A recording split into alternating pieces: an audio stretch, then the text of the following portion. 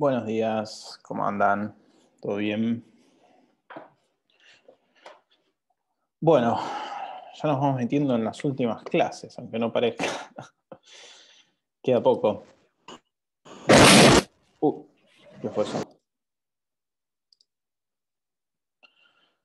Ahí está. No se me maten todavía, que falta poquito, ya terminamos. Bueno, ¿qué vamos a ver hoy? Nos toca un tema que está bastante bueno y nos va a llevar casi 2 horitas, así que les pido un poco de pilas y paciencia hoy, que va a durar un poquito más de lo habitual la clase, pero bueno, para que hayamos podido meter bonos y otras cosas, tuve que reducir un poco esta clase que la solía dar en 2, así que bueno, no vamos a perder mucho más tiempo. Ahí estamos. Voy a probar algo, a ver qué pasa con esto.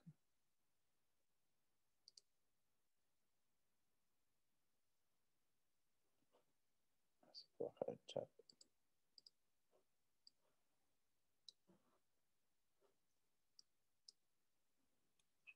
¿Se ve mejor ahí? ¿Lo ven en toda la pantalla? No se fue nada, ¿no? Digamos, se ve bien. ¿No se ve nada? Ok, entonces no funcionó.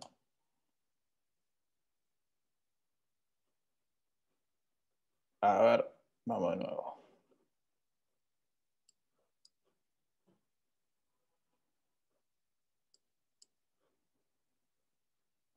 Ok, no funciona el pantalla completa. Bueno, está bien, no importa.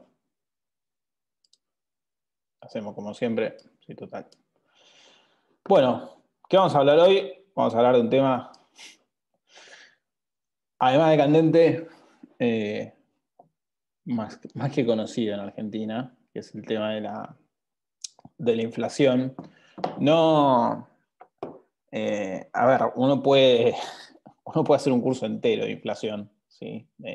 No sé si hay un economista acá en la sala, pero inflación es uno de los temas en economía. ¿Por qué lo vamos a ver acá? Porque, bueno, me parece importante tener que sea 2 o 3 nociones básicas, sobre todo en un país inflacionario como Argentina, para tener en cuenta cómo eso pega en ciertas tasas y en ciertos análisis. Esa es un poquito la idea de por qué está esta clase en cálculo financiero, y vamos a terminar al final calculando la tasa real de algo, ¿sí? Cuando hablamos de tasa real es porque estamos descontando el efecto de la inflación. Fíjense que hasta acá siempre hablábamos de, bueno, el rendimiento de esta operación fue 12% anual, no sé, digamos. O hacíamos una operación a 5 años y sacábamos la tasa equivalente, es decir, el rendimiento en todo el periodo, monto final sobre el monto inicial, sacábamos el equivalente para un año, pero nunca teníamos en cuenta la inflación.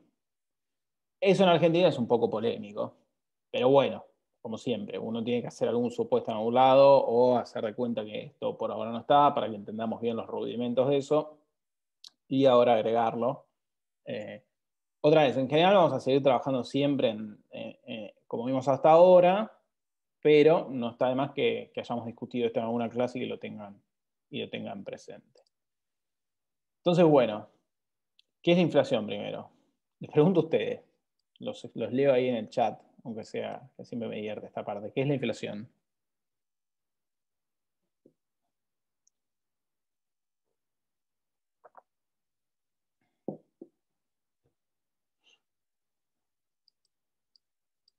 Vivimos en Argentina, tenemos que tener algunas definiciones de inflación. ¿Qué es para ustedes? ¿Qué se les ocurre?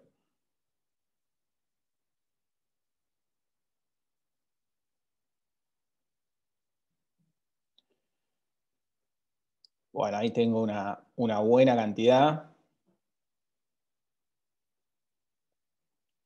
Tengo una buena cantidad, voy a leer algunos aislados. Ahí Rafael dice, es el aumento sostenido de los precios. Bien, me gusta la idea de sostenido. Mateo dice el aumento generalizado y sostenido del nivel de precios. Ahí voy a tomar seguramente esa. Aumento de los precios. Índice de precios, dice Belén. Aumento sostenido. Pérdida de valor de la moneda en el paso del tiempo. Sí, esa también puede ser. Subida de precio. Bien, ahí la Gastón va un poco más acertada, que dice en base a un análisis de determinados precios en diferentes sectores, es el aumento de un índice de un tiempo a otros. Es el aumento en el índice de un tiempo a otros precios. Bueno, en general están bastante bien rumbeados, digamos, si quieren, con la definición de manual, que es la que puse acá. Es la que estaban hablando un poquito, estaba de fondo entre todos. La inflación es un incremento generalizado y continuo de precios. Entonces, ahí hay varias preguntas relevantes que también surgen un poco de lo que fueron diciendo ustedes. La pregunta relevante que hay que hacerse es, bueno, ¿qué precios? ¿Son todos los precios? ¿Es alguno de ellos? Cuando hablamos de inflación, el verdadero problema es determinar, o sea, estamos todos de acuerdo que inflación es un incremento generalizado y continuo de precios. Genial. El paso siguiente es medirla, o ver bien qué entendemos a la práctica por inflación. Determinar cuáles son los precios, ahí es donde viene todo el verdadero problema. ¿Vamos a relevar todos los precios? Bueno, relevar todos los precios de la economía tampoco tiene mucho sentido. Práctico al menos, es imposible. A pesar de que aún ahora que uno puede hacer mucho scrapping es bajarse, armar algún programita para que arme un robot y baje los precios automáticamente online. A pesar de que uno puede armar eso, te estás perdiendo un montón de precios de la verdulería, de la carnicería, de un montón de la economía que no está online. Entonces es imposible también hacerlo y hacerlo todos los meses, porque en general la inflación se mide todos los meses. Entonces es imposible medir todos. Entonces uno tiene que tomar alguna muestra de algunos precios representativos. Y después la siguiente pregunta es si todos los precios pesan igual a la hora de determinar la inflación. Entonces lo que puede ser inflación para mí, por ahí no es inflación para Gastón, para Brenda, para Santiago, para Mateo, no sé, para Florencia. Cada uno puede tener una definición distinta en función de qué consume, cuándo, cuánto. No sé, a mí el brócoli no me gusta, por ejemplo. Y la verdad que en la inflación, para mí el brócoli no tiene nada que hacer. O sea, si a mí el brócoli sube infinito de precio, no me molesta. Pero bueno, al mismo tiempo sé que el brócoli es un elemento más de la economía. Entonces, bueno, depende qué es lo que uno entiende por inflación y cómo le afecta. Sí, digo, todas esas preguntas que cuando uno habla de inflación y dice un incremento generalizado y continuo de precios, ahí es donde empieza a estar la verdadera carne del análisis. Hoy acá no nos vamos a meter por qué la inflación y cómo se combate, ¿sí? No es menester de eso, de esta clase, pero sabemos que hay inflación. Bueno, genial. ¿Qué entendemos por ella y qué hacemos con eso? Entonces, bueno, ¿cómo se mide la inflación? Me parece el primer punto relevante a tratar, que es el IPC se mide por el índice de precios al consumidor, ¿sí? Entonces, cuando uno habla de inflación, hay varios índices para medirla, en función de justamente la pregunta que dejábamos acá. Bueno, la inflación es un incremento generalizado continuo de precios. Entonces, tiene que haber una selección de precios y una selección de bienes o servicios o lo que sea, sobre los que uno arma un índice. Entonces, puede haber varios índices. ¿Sí? Está el índice de precios mayoristas, el índice de precios al consumidor. Es decir, hay un montón de índices, varios, en función ¿de qué? Bueno, de varios objetivos de medición. Digo, no es lo mismo para un consumidor que para una empresa. No sé, los precios mayoristas que paga o los... otra vez, depende. Hay varios índices en función del objetivo que se intente abordar. Entonces, pero en general, cuando hablamos de inflación medida para el ciudadano a pie, digamos de alguna manera, lo que estamos hablando es del índice de precios al consumidor. Entonces, el índice de precios al consumidor es un indicador que mide la evolución promedio de los precios de un conjunto de bienes y servicios que buscan ser representativos del gasto del consumo de los hogares residentes en un área determinada. Fíjense todo lo que tiene esa definición, que bueno, justamente es donde marca el punto. Digo, también marca el punto de por qué después hay tantas discusiones. No sé, yo no creo que la inflación dio 2, pero yo creo que fue mucho más. Bueno, estamos hablando de que es un conjunto de bienes y servicios que busca ser representativo del gasto del consumo de los hogares. Bueno, de un hogar promedio, de un hogar con ciertas características, ¿sí? Como que es bastante posible que el hogar de cada uno de nosotros se difiera un poco de eso. Algunos se parecerán más, un poco se parecerán menos. Lo que busca esto es que en promedio se parezca a algo más o menos lógico. Y después lo importante que es lo del final, ¿no? Residentes en un área determinada. Entonces el IPC, sacando ahora en Argentina hace 2 o 3 años tenemos un IPC nacional, pero que no es más que la ponderación de IPC provinciales, que ahora les voy a contar un poquito más de eso.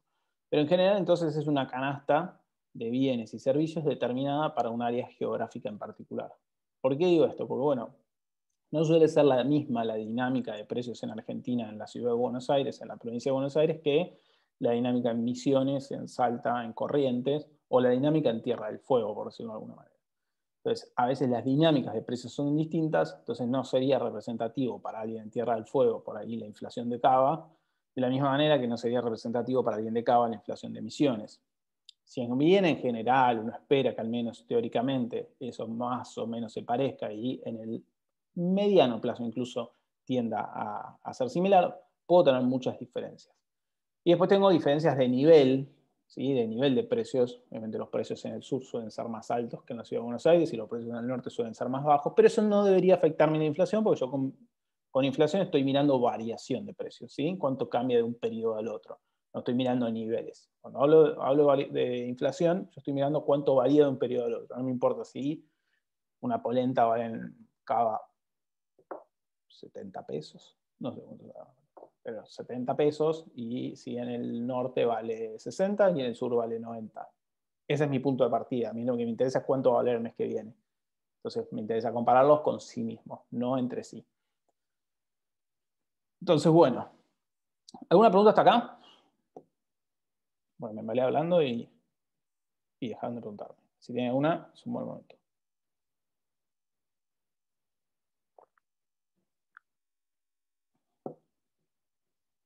Bueno.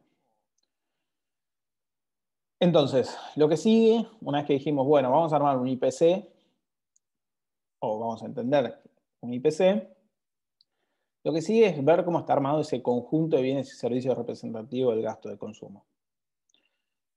Van a ver ahora, igual un poquito más adelante, porque estamos hablando de todo esto, y ténganme un poquito de paciencia, porque a veces dependiendo la inversión que uno haga, el componente del IPC que tengo que tomar. ¿Sí? Eso es a donde estamos yendo. Entonces, una vez que determinamos todos estos son los bienes que tienen que estar adentro del IPC, frutas, verdura, carnicería, fiambres, conservas, fideos, todo lo que se les ocurra que puede estar adentro del IPC. La siguiente pregunta es, bueno, ¿tienen que pesar todo lo mismo? Pesar en términos de la canasta, ¿sí? Acá estamos intentando armar una canasta, que esa canasta sea un índice, es decir, bueno, imagínense realmente una canasta, como la bolsita del supermercado, y hablamos de, bueno, ¿qué peso yo le asigno en la canasta a cada uno de esos bienes para la representación final? Básicamente estoy diciendo, debería ser lo mismo en la inflación una suba del 1% en la carne que una suba del 1% en, estoy buscando algo bizarro en casa, no sé, porotos en conserva, en una lata. Y la verdad es que no, creo yo al menos que no. Alguien me podría decir que sí, pero estoy diciendo que en general hay cierto acuerdo que, no sé, la suba de la carne debería pesar más en la inflación que la suba en la medición. ¿Sí? Acá estamos hablando de la medición. Entonces, Entonces, la suba de la carne debería pesar más que la suba de porotos, por decirlo de alguna manera. Alguien podría argumentar que no. Alguien podría argumentar que debería pesar todo lo mismo y estaría bien, es una discusión que podemos tener. Pero en general, cierto acuerdo que ciertos bienes que sean los que más pesan en el consumo de los hogares sean aquellos que representen más en el índice. ¿Okay? Entonces, lo que se arma es justamente una estructura de... Totalmente, Mateo, digo, acá digo, no estoy haciendo ningún juicio valorativo, sino simplemente una descripción de la sociedad. En Argentina comemos mucho más carne que en otros lados del mundo, por lo cual tiene sentido que en nuestra canasta representativa de consumo la carne tenga mucho más peso que frutas y verduras, por ejemplo. Entonces, ¿por qué? Porque uno quiere dar cuenta de subas de precio de la carne que impactan en la inflación. Es decir, si uno le diera el mismo peso a todo, las subas del precio de la carne existen, pero en la medición del índice estarían mucho más escondidas. Pero existen, ese es el tema. Acá lo que queremos hacer es medir bien. O sea, si yo voy a la carnicería a comprar un bife de chorizo, subió. Pero si yo después en el índice, en cuánto le doy a cada peso, le doy el mismo peso a todos, esta suba acá termina pesando mucho menos. Ahora, si yo le di mucho más peso a la carne que esto, entra la suba por acá, en el índice general se nota mucho más. Entonces, esa es toda la discusión que estamos teniendo. Entonces, ¿qué es lo que se hace? Bueno, tenemos que armar, o el INDEC en Argentina, el Instituto Nacional de Estadísticas y Censos, arma de alguna manera la canasta representativa de los hogares en Argentina. Es decir, en qué gastan los hogares en Argentina. Esto es algo que se hace muy esporádicamente. La última se había hecho en el 2004 y la anterior se hizo en 2018. 2018, pero salió hace muy poco. ¿Sí? Básicamente la actualización de la canasta representativa de los hogares y en qué consumimos de manera tal de alimentar el índice con esa canasta representativa. ¿Sí? ¿Por qué? Porque un poco, también para dar cuenta de, por ejemplo, lo que dice Mateo. Es decir, en el 2004, por ejemplo, no sé, no había productos, no sé, veganos en el supermercado o la demanda era infinitamente baja. Hoy tienen mucho más presencia, no sé, productos para celíacos, un montón de cosas que hoy están en el supermercado están en el 2004. Y si nosotros en 2015 estábamos usando la canasta de 2004, no estábamos dando cuenta de todos esos aumentos o de todos esos bienes que sí existían, pero que no los estamos teniendo en cuenta porque estamos usando una canasta representativa del 2004. Entonces también por eso se van haciendo esas actualizaciones para dar cuenta de cambios en los patrones de consumo. Entonces, y otra cosa más, se hace una encuesta de hogares, que es la que hace el INDEC, para distintos lugares de Argentina. ¿Por qué? Porque no es lo mismo otra vez la canasta representativa de consumo de Buenos Aires que la canasta representativa del norte o del sur de Argentina. Entonces se arma una canasta representativa en distintos lugares. Y esto surge de lo que se llama encuesta de gasto e ingreso de los hogares, que hace INDEC, arma la canasta y dice, bueno, esta es la canasta que vamos a usar para medir la inflación, de manera tal de que si hay un aumento del 1% de la carne, voy y me fijo en la ponderación de la canasta. Listo, es 20%, es 30%, es 10%, lo pondero por eso y después, o sea, pondero toda la suba de todo lo que haya, ponderado por su peso en la canasta y la suma de eso me da la inflación. Bueno, este es el resultado de la estructura de gasto de los hogares, de la última que hizo INDEC. No están los pesos acá porque se los voy a mostrar ahora enseguida, pero básicamente INDEC separa en 10 divisiones la estructura de gasto de los hogares en Argentina. Entonces tenés, si uno va y mira la canasta que se usa para medir la inflación, está dividida en 10 partes. La división 1 es alimentos y bebidas no alcohólicas. ¿Sí? Lo lamento para la cerveza, vino, whisky y demás, están en otra parte. Pero la principal, están un poquito igual, el tamaño de la torta da cuenta de qué pesa más. Alimentos y bebidas, ahí están incluidos todos los alimentos y bebidas no alcohólicos adquiridos por el hogar. La división número 2 es justamente bebidas alcohólicas y tabaco, para dar cuenta subas de cigarrillos, bebidas alcohólicas. 3, prendas de vestir y calzado. ¿Sí? Obviamente los hogares también compran ropa y esto incluye vestimenta interior, exterior, artículos y accesorios de vestir, calzado, materiales textiles para hombres, mujeres y niños. Vivienda, agua, electricidad, gas y otros combustibles. Es decir, los hogares gastan en vivienda también, obviamente gastan en alquiler, en servicios públicos, agua, electricidad, gas, luz y demás. ¿Qué más tenemos? División 5, equipamiento y mantenimiento del hogar, muebles, accesorios y artículos textiles para la vivienda, vajilla, herramientas de jardín, productos de limpieza, entre otros. 5, 6, salud, que no es menor, por supuesto. Ahí están todos los productos medicinales, medicamentos, prepagas. 7, transporte, otro que pesa bastante, transporte, ya sea para adquisición de vehículos o para el traslado del personal, el traslado personal de uno en el transporte público. 8, comunicación, ¿sí? Cuánto nos sale hablar por teléfono, de alguna manera, e internet. Recreación y cultura, ahí pesaba mucho cine, básicamente cuánto iban subiendo las entradas al cine. Si es que van a seguir existiendo los cines, ¿no? Educación, que no es menor, servicios educativos y... eran 11 divisiones, perdón. Y restaurante y hoteles. ¿Sí? Básicamente ahí salía a comer afuera. Entonces, INDEC armaba esta división, y esta fue como la gran categorización en qué se gastaban los hogares. Entonces, cada una de esas categorías tiene un peso específico dentro de la canasta. Entonces, por lo tanto, lo que hablábamos, la suba de algunos precios van a impactar en el índice más que otros de acuerdo al peso de la canasta. Volvamos a esto. ¿Esto qué quiere decir? Fíjense, no sé, alimentos y bebidas tiene un peso bastante grande. Ahora lo vemos bien en detalle cuánto es. Pero tiene un peso bastante grande. Ahora, esta última, no sé, la 12, la edición 12, que ni la leí porque es la que menos pesa, pero es peluquería, por ejemplo. Bueno, si sube la peluquería mucho, el peso en la canasta es bastante bajo. Entonces, una suba, por ejemplo, no sé, del 30% de la peluquería, entra por acá, pero la salida que tiene en general la inflación en la medición es muy baja, porque el peso en la canasta es bajo, por más que haya subido 30%. Ahora, una suba, no sé, del 10% del pollo, tiene mucho impacto, porque otra vez pesa mucho en la canasta, entonces se ve reflejado mucho en la medición. Ahora, otra vez, por eso yo les decía, a veces es súper interesante tener bien en mente cómo se mide la inflación, porque está toda esa idea de, no, a ver, no sé, la inflación del INDEC dio 3, pero yo vi que los precios, digo, a mí me impactaron mucho más, o yo siento que la inflación se fue al diablo.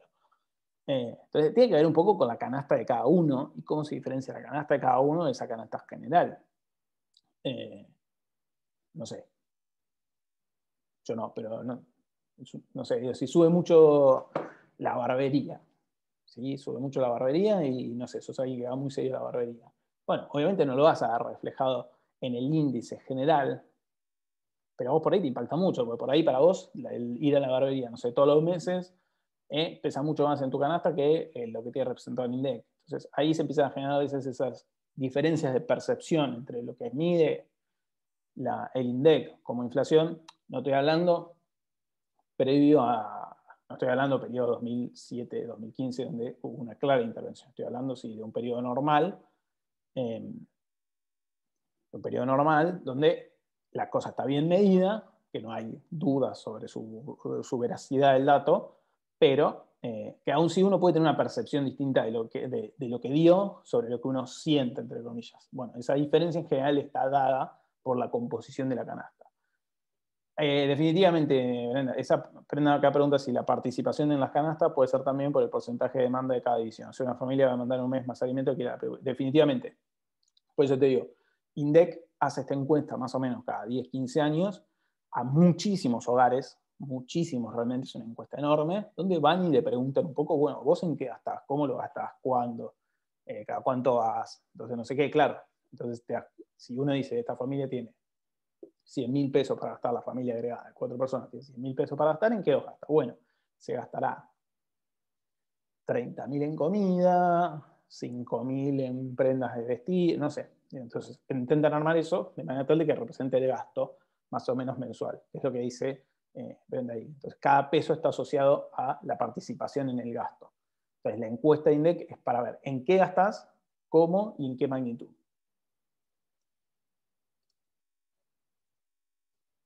Bueno, ahora la pregunta antes de seguir para ustedes. ¿Cuánto creen que pesa la división de alimentos y bebidas? Esta división. ¿Cuánto creen que pesa en la canasta, en la inflación? ¿Y cuánto pesa la de transporte? Les dejo un minuto para que me contesten antes de que pase y les dé la respuesta. O sea, obviamente, si veo que es el 100% de la canasta, ¿cuánto pesa alimentos y bebidas?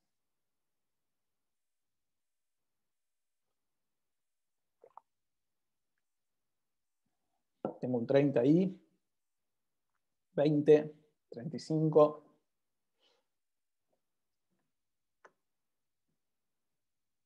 28, 80. 80 me suena mucho, porque imagínate que tenés que dejar lugar, Florencia, para todo lo otro. ¿Sí? Fíjate que tenés que dejar lugar también para todas estas divisiones. 28, 40.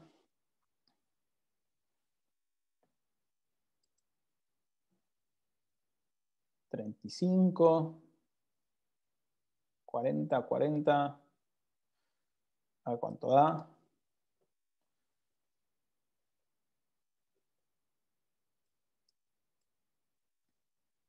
Bien, ahí Leandro abre una pregunta interesante. Ahora voy a eso, Leandro. Ahora voy a eso. Bueno, como les dije, hay diferentes canastas, ¿no? Esto es básicamente las ponderaciones de la canasta. Entonces, si la canasta es el 100%, fíjense, acá están todas las divisiones que yo les hablaba recién. Entonces tenemos alimentos y bebidas no alcohólicas en el GBA, ¿sí? En el Gran Buenos Aires, tiene un peso en la canasta del 23,4%. Si yo sigo, tengo por ejemplo la canasta pampeana. Ahí pesa 28. En el noroeste del país, en el noroeste y en el noreste, más o menos pesa el 35%. Y en la región de Cuyo y Patagónica, 27%. Ahí está un poco, Leandro, lo que vos planteabas implícitamente. Acá Leandro, cuando dio la respuesta, estuvo muy bien lo que dijo, que dice, bueno, en realidad depende del ingreso. La verdad es que sí.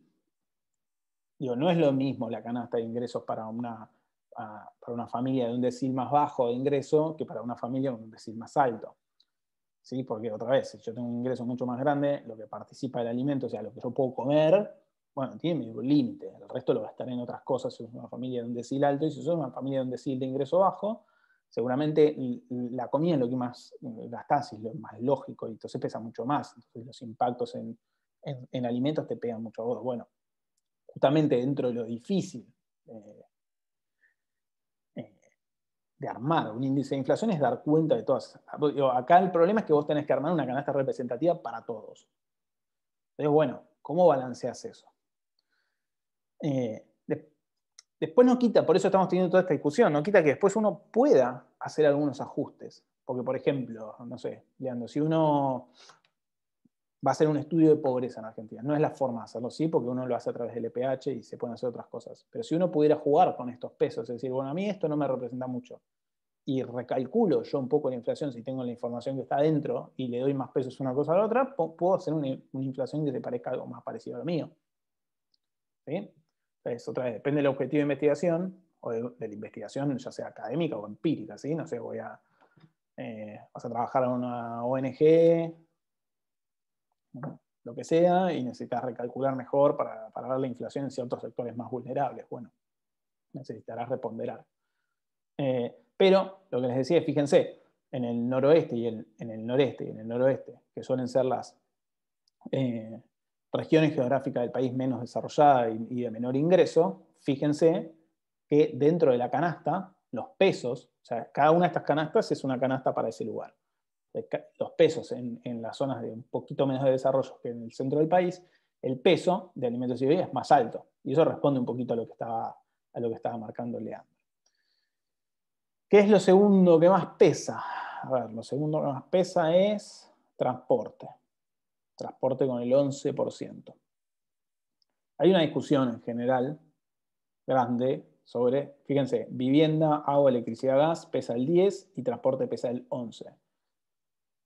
Hay una discusión grande si vivienda, agua, electricidad, gas no debería pesar más y transporte un poco menos, dado lo que se paga de luz, gas, agua, alquiler y bla.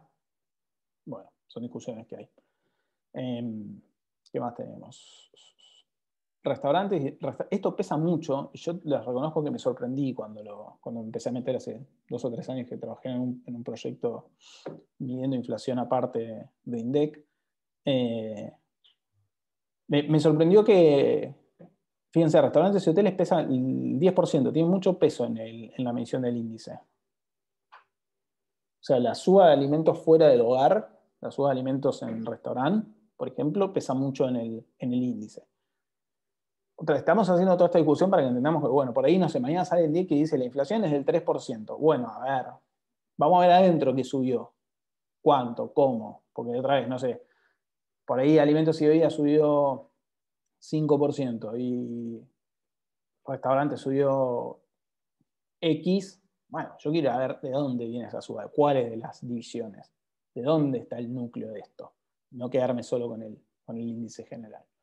Bueno, acá pueden jugar un poquito y ver las estructuras por zona del país. A mí me parece divertido, no es un planazo de viernes a la noche, ¿no? Ponerse a ver las estructuras de gasto de los hogares, pero en algún momento está bueno sentarse a verlo. ¿Alguna duda con esto?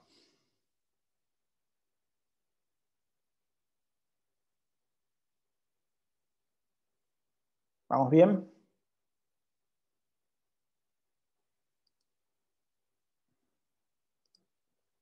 Sigamos.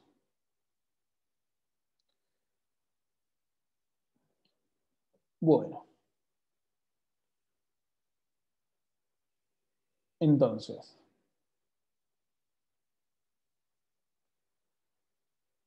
obtenido el periodo de referencia, bueno, hay que determinar una canasta base. En general, sí, es decir, bueno, listo, esta es la canasta y vamos a empezar a comparar contra ahí. Además de que vamos a ir viendo la variación mensual a mensual, vamos a haber determinado un periodo base. Entonces, mensualmente, INDEC o estas consultoras privadas que también relevan inflación, que esas consultoras arman sus propias canastas y demás, pero mensualmente se relevan los precios de los mismos bienes y servicios que integran la canasta del IPC. Y lo que hace es observarse su evolución en el tiempo.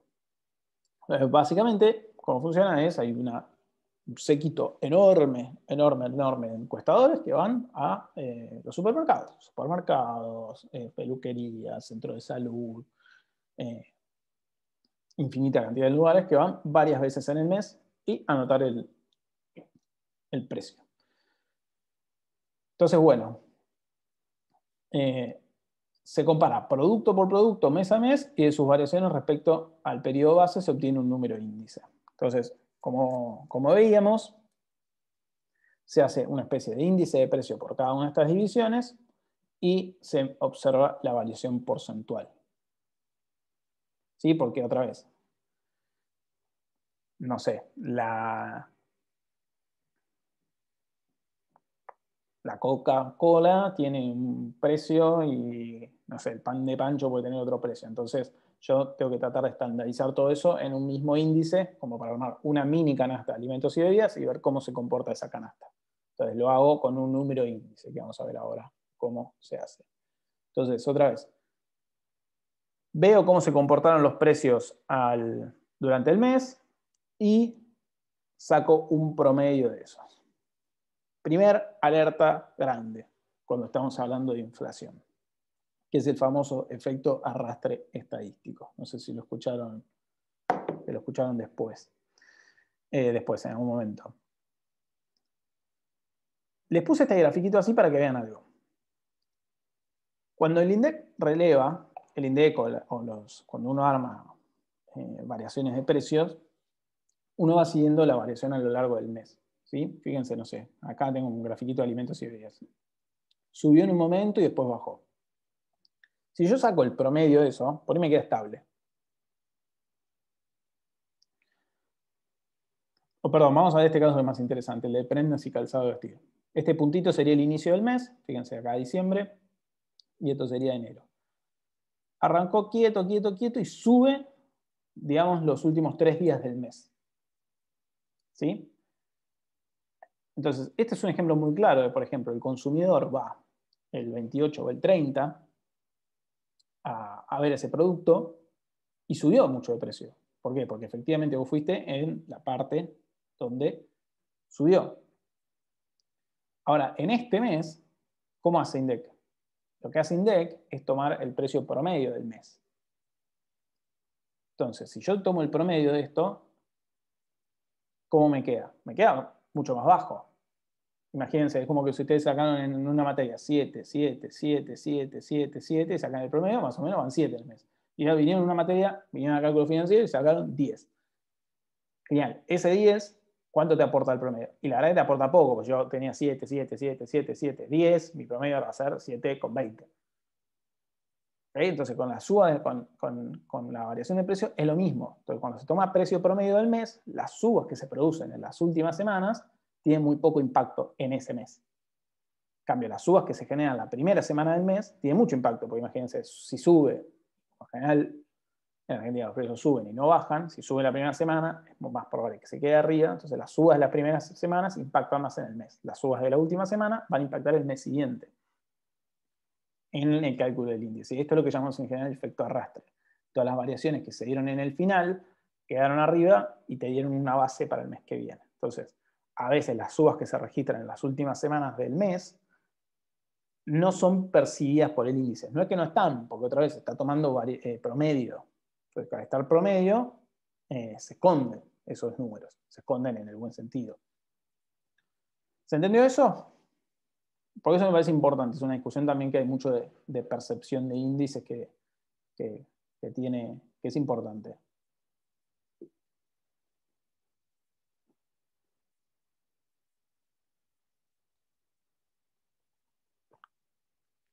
Bueno, vamos a empezar a meter un poco de pata, pues no vamos allá.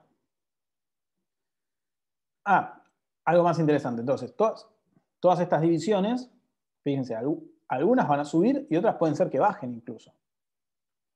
A pesar de que no parezca en Argentina, algunos precios bajan.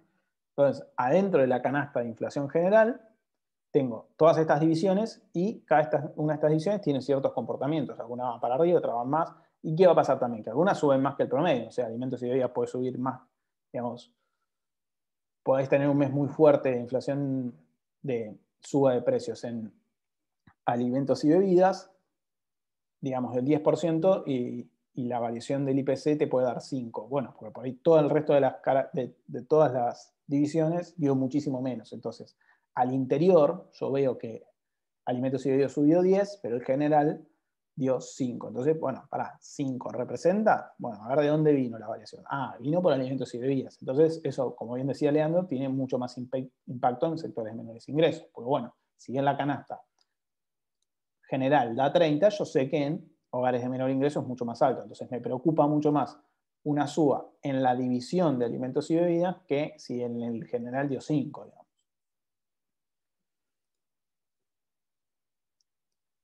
Bueno, este dato que me parecía interesante sobre cuántos precios releva mes a mes INDEC. Mes a mes, más o menos, INDEC releva 320.000 precios.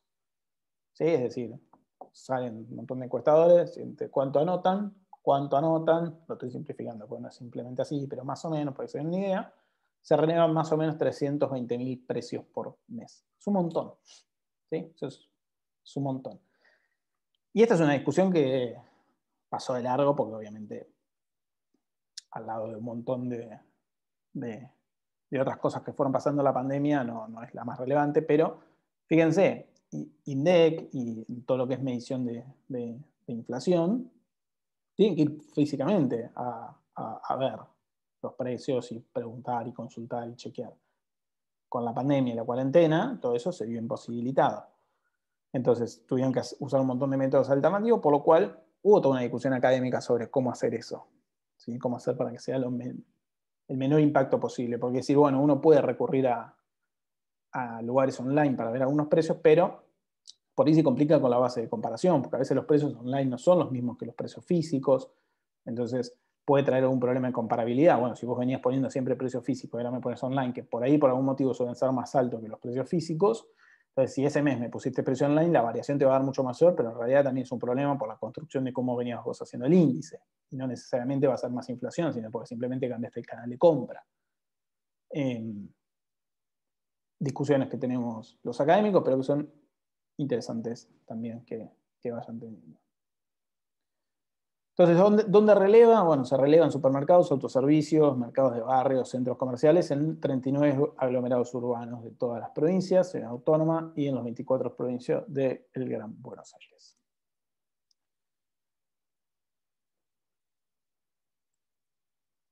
Totalmente, totalmente, Luis. Eso, lo que está diciendo Luis, es súper relevante.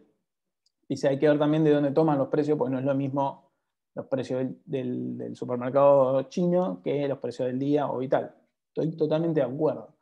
De hecho, una discusión que se dio mucho también, es una discusión de hace, no sé, 3 o 4 años, se empieza a volcar mucho consumo a mayoristas. Y todas las mediciones de INDEC no daban cuenta de mayoristas, son solo supermercados de cadena comercial o mercados de barrio o supermercados chinos.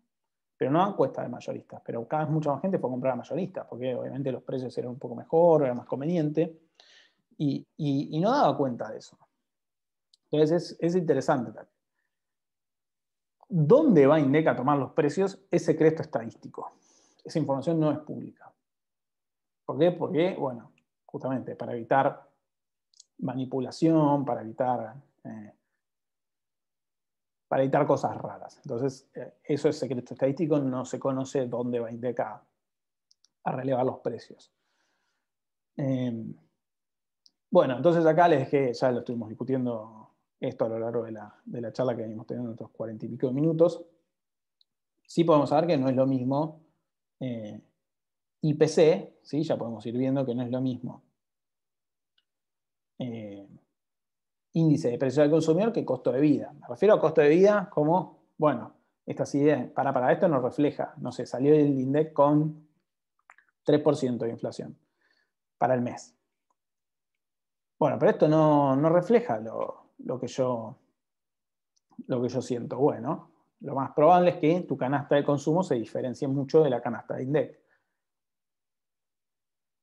Y después, otra vez, algo clave, que es lo que hablábamos recién, el IPC también toma en cuenta el día del mes en el que se producen los cambios. De esa manera, si los cambios que hemos pagado por la carne son un aumento de 5% y leemos que ese solo registra 3, hay que ver en qué momento se dio la suba para ver cuánto afectó ese mes y cuánto va a afectar el mes siguiente. Eso es el efecto arrastre estadístico. Bueno, vamos a los últimos datos, ¿sí? Para ver bien claro todo esto que estuvimos hablando teóricamente. Ayer a la noche agarré el último dato de INDEC y se los traje. Entonces, a ver, ¿qué tenemos? El índice de precios del consumidor en Argentina lo reporta INDEC más o menos todos los meses, entre el 10 y el 14 de cada mes. Entre el 10 y el 14 INDEC publica en su página el dato de inflación del mes pasado. ¿Sí? Entonces, claro, este es el dato de octubre que refleja septiembre. Entonces, la variación mensual, es decir, ¿cuánto vale esta canasta en septiembre comparado cuánto vale esta canasta el mes anterior, en agosto? INDEC registra, luego de haber computado todos esos 320.000 precios por el peso de cada uno adentro de ellos, computa que esa canasta subió un 2,8%. Fíjense que acá dice total nacional, ahora les voy a contar por qué es eso. Pero más o menos dice que subió 2,8%. ¿Sí?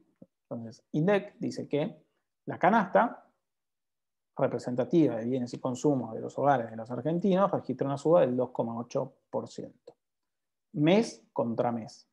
¿Sí? El mes de septiembre contra el mes de agosto. Por otro lado, algo que se presenta mucho es la variación interanual. es decir, cuánto vale esta canasta en septiembre de 2020 sobre cuánto valía la misma canasta en septiembre de 2019, es decir, un año atrás. ¿Sí? Entonces, esa variación da 36,6%. O sea, el valor de esta canasta en septiembre de 2020 versus el valor de esta canasta en septiembre de 2019. Y por otro lado, lo otro que se presenta es la variación acumulada, es decir, cuánto va esta suba desde el principio del año. ¿Sí? Cuánto va acumulado a lo largo del año. ¿Sí? Entonces llevamos, esta es la última información que hay disponible pública, 2,8 fue la inflación mensual, la suba del índice de precios al consumidor, 36,6% es la variación interanual, y llevamos en el año 22% de suba de precios. Acá pueden ver, este es un grafiquito que también publica INDEC, cuánto fue en los últimos meses. Fíjense que el menor precio, la menor variación registrada este año fue en abril. Esto tiene que ver un poco también con la cuarentena. Abril, mayo fue 1,5, pero también ahí empieza un poco esta discusión que hablamos más arriba sobre cómo se midió en abril, cómo se midió en mayo. Junio registra un 2,2, julio vuelve a 1,9 y desde ya los últimos 2 meses tenemos 2,7 y 2,8, que son valores un poco altos, otra vez. No tan altos, fíjense, como los que tuvimos a fines del año pasado, ¿no? Que podemos hacer una serie larga y discutir mucho más, pero fíjense, octubre, noviembre, diciembre del año pasado fueron meses altísimos. 3,3, 4,3 es muchísimo, muchísimo, 4,3. 3,7, y bueno, a partir de ahí vuelve a aflojar un poco, y en marzo habíamos registrado una suba importante, también incluso antes de la pandemia, porque fíjense, más allá de la pandemia que se frenó todo, los primeros 15 días sí tuvieron que ver, ahí sí juega un poco el efecto de este calendario que estábamos hablando acá. Si en marzo fue 3,3 y tuviste los últimos 10 o 12 días cerrado, y probablemente los precios no se han subido mucho ahí, quiere decir que los primeros 15 días habían sido brutales. Y después justamente, entonces, bueno, dio 2,8 el mensual. Quiero ver qué fue lo que más subió. Bueno, lo que más subió, acorde al INDEC para el mes de septiembre, comparado con el mes anterior, es prendas de vestir y calzado, que registra una suba, es decir, la división de prendas y vestir y calzado registró una suba del 5,8, bebidas alcohólicas 4,3. Lo que menos subió el último mes es educación y comunicación. Esto es lógico que sea así, comunicación, sobre todo porque creo que está regulado ahora y está prohibido que suban hasta fin de año, me parece.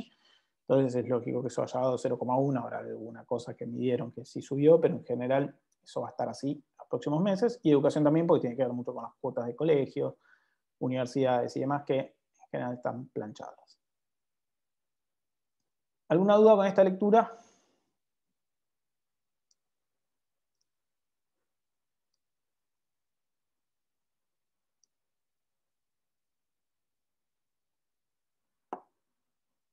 ¿No? ¿Vamos bien?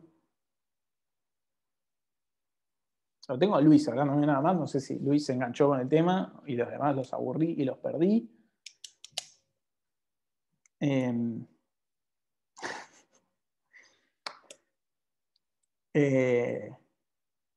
Bueno, ¿qué más? ¿De dónde se pueden bajar toda esta información? ¿Sí? La página de INDEC. Vamos a abrirlo. Ahí les dejé el link, después les subo la presentación. Esperen que...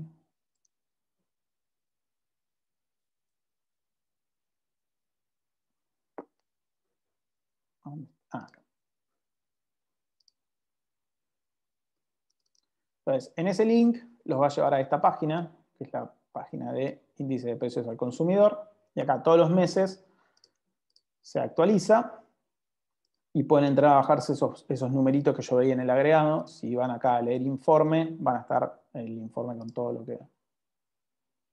lo que les mostré recién, índice de precios, bla, bla, bla, tienen toda la info. ¿Ven? Este cuadrito que estábamos viendo ahí se actualiza todos los meses. Acá hay información. Esto me parece a mí súper interesante leer de por dónde vino la suba. Por ejemplo, alimentos y bebidas dio 3%, que es un poco alto también. Acá pueden ir viendo cómo se fue dando la suba acumulada este año, 2,3 en enero, llega a 4,3 en ¿sí? El acumulado. ¿Sí? No que cada uno de estos meses haya sido eso, sino cómo se fue acumulando. Esta es la variación interanual, es decir, mes contra mes. Fíjense que en la variación interanual viene aflojando un poco, pero ahora viene subiendo un poquito al final. Y esta es cada una de las divisiones como dio este mes. Entonces, fíjense que prendas y vestir y calzado fue lo que más subió este mes. Transporte también subió. Salud. Y todo lo que está a la izquierda es lo que más subió respecto al nivel general. Obviamente, educación, comunicación es lo que menos subió. ¿Qué más tenemos? Bueno, acá tienen después todo desagregado por región, también lo pueden ver para ver dónde impactó más. Nada. A ver, Rafael, dame un minuto. Volvamos. ¿Te referís acá? ¿A este, por ejemplo, donde estoy poniendo el mouse? Me imagino que estará marcando... Ah, a ver, está marcando el pico. Los dos que tienen colores te está marcando pico. Este es el pico de la serie que te está mostrando y el mínimo de la serie. Yo creo que hay un poquito de lo que llamamos grafología acá, amenamente los economistas, no los economistas en general. Me parece que esto está marcado así justo este mes porque da muy bien, ¿no? Quiere decir que da muy bien. Quiere decir que el último valor en la interanual fue el mínimo, entonces te lo remarco acá. Te estoy diciendo, en diciembre estábamos en 53 y ahora estamos en 36. Creo que va por ahí, pero no tiene una explicación más técnica que eso. Me parece que es un poquito de grafología. Bueno, nada, ahí tienen todo el informe. Me parece, de verdad, les digo, me parece interesante, no va tanto a la materia meterse tan al detalle, pero fíjense, incluso abajo ponen algunos precios de referencia también. ¿Sí? No sé, por ejemplo, ponen cuánto midieron el precio promedio del pan francés por kilo, en el GBA lo midieron a 127 y en el noroeste lo midieron a 96, región de Cuyo lo midieron a 88. Entonces uno podría buscar estos precios para hacer algún seguimiento a algún bien en particular. Aceite de girasol, azúcar. Entonces, me parece que está bueno también, a veces cuando se van dando estas discusiones, fíjense que no te da todo, por supuesto, pero te da un buen detalle de lo que hay adentro. Verduras, panes, bueno, nada, no los aburro más. Me parece interesante lo que hay acá adentro. Y después, la parte importante, si quieren, esos son los informes técnicos, donde ya les da la información analizada por alguien, y después pueden ir a analizar la información ustedes. Se pueden bajar cada uno de estos Excels. Cada uno de estos Excel está la historia de cada una de estas cosas. Entonces, por ejemplo, a ver.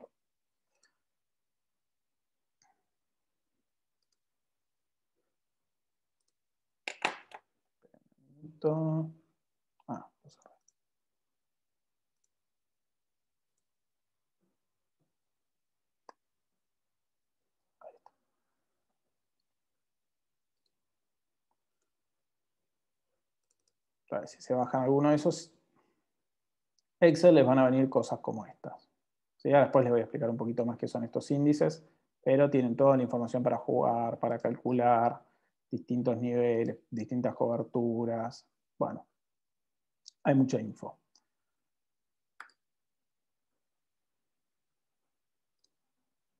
Volvamos a la presentación. Bueno. Listo, ya habiendo hecho el panorama general, vamos a meternos un poco más con la parte teórica. No estuvo tan mal, una horita de esto. Entonces, vamos a meternos ya un poquito más con los números más concretos. Entonces, consideremos, por ejemplo, un bien A, que puede ser ese pan francés que estamos hablando, que tiene un precio en el momento cero, que voy a llamar P0. y luego transcurrido una unidad de tiempo P1, su precio es P1, tal como se observa acá en esta línea de tiempo. Entonces, ¿cuáles son las...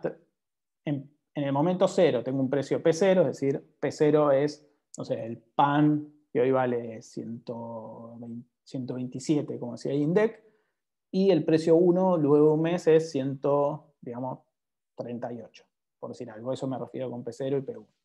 Bueno, ¿cuáles son las distintas alternativas que puede ocurrir con un precio de un momento al otro? Bueno, simple, tengo tres alternativas. O P1, es decir, el precio en el momento 1 es más alto que el precio en el momento 0. El precio en el momento 1 es más bajo. Esto pasa, digo, yo sé que cuesta entender que algún precio en Argentina baje, pero pasa también en algunos bienes estacionales, es decir, imagínense alguna liquidación de ropa, o no sé, incluso si alguna medida estatal te obliga a retrotraer algún aumento de precio, lo que sea, sucede. Sucede a veces que algún precio sea más chico que el otro, o algo que sí pasa bastante es que el precio en el momento 1 queda igual que en el momento 0, ¿sí? Entonces estas serían como las tres alternativas. Simbolizamos con delta al incremento del precio que se obtiene de la diferencia entre ambos precios. ¿Sí? Llamo delta, el triangulito delta es básicamente la diferencia entre P1 y P0. Si el pan en el momento 1 valía 135 y acá 127, delta es la diferencia entre los dos. ¿Sí? 8 pesos en ese caso. Entonces, P1 también, si quiero, lo puedo definir como, ¿qué? Lo puedo definir como P0, lo que valía en el momento 0, más el delta, más lo que subió. ¿Sí? Si el pan valía 127 y tiene un delta de 8, P1 es 135. Son tonterías, pero es para ir ordenando un poquito cómo lo pensamos. Entonces, para determinar la variación unitaria del precio del bien en la unidad del tiempo, ¿qué hacemos? Vamos a calcular alfa. Alfa, ¿qué es igual? Alfa es igual a delta sobre P0. ¿Y qué habíamos dicho que era delta? Habíamos dicho que delta es P1 menos P0 sobre P0. Entonces, P1 menos P0 sobre P0 me va a dar la variación. Esto ya lo saben hacer. Es lo que siempre hacemos cuando calculamos rendimiento, ¿o no? Rendimiento es valor final, monto final, sobre monto inicial menos 1. ¿No? ¿No es lo mismo que eso? Digo para que no se compliquen y no empiecen a pensar que hay un montón de serie de cosas nuevas. Esto es lo mismo. Acá es lo mismo. Bueno, decime cuánto es el monto final del pan sobre cuánto era el monto inicial menos 1. Listo, ese es el rendimiento, o en este caso, la inflación. Entonces es exactamente lo mismo. Monto final del pan, que sería precio final del pan, monto inicial del pan, menos 1. Y eso me va a dar la variación. ¿Y la variación en qué tiempo? Bueno, en el tiempo que yo haya tomado como base, ¿no? Entonces, si yo tomé como base el mes pasado, me va a dar la variación mensual. Si yo tomé como base el año anterior, me va a dar la variación del año anterior. Si tomé como base hace 4 meses, me va a dar la variación de 4 meses. ¿Sí? Entonces, se pueden presentar distintos escenarios. Si P1 es mayor que P0, entonces me va a dar que un delta mayor a 0 y un alfa mayor a 0, obviamente. Es decir, si el precio de uno es mayor que el otro, si el precio final, alfa y el incremento es lo mismo. Sí, es una obviedad, pero si después uno trabaja un poquito más teóricamente, es donde se van a encontrar y por eso se los dejé. Te va a dar lo mismo. ¿Sí? Entonces son las alternativas. Si P1 es mayor que P0, alfa y delta te van a dar lo mismo.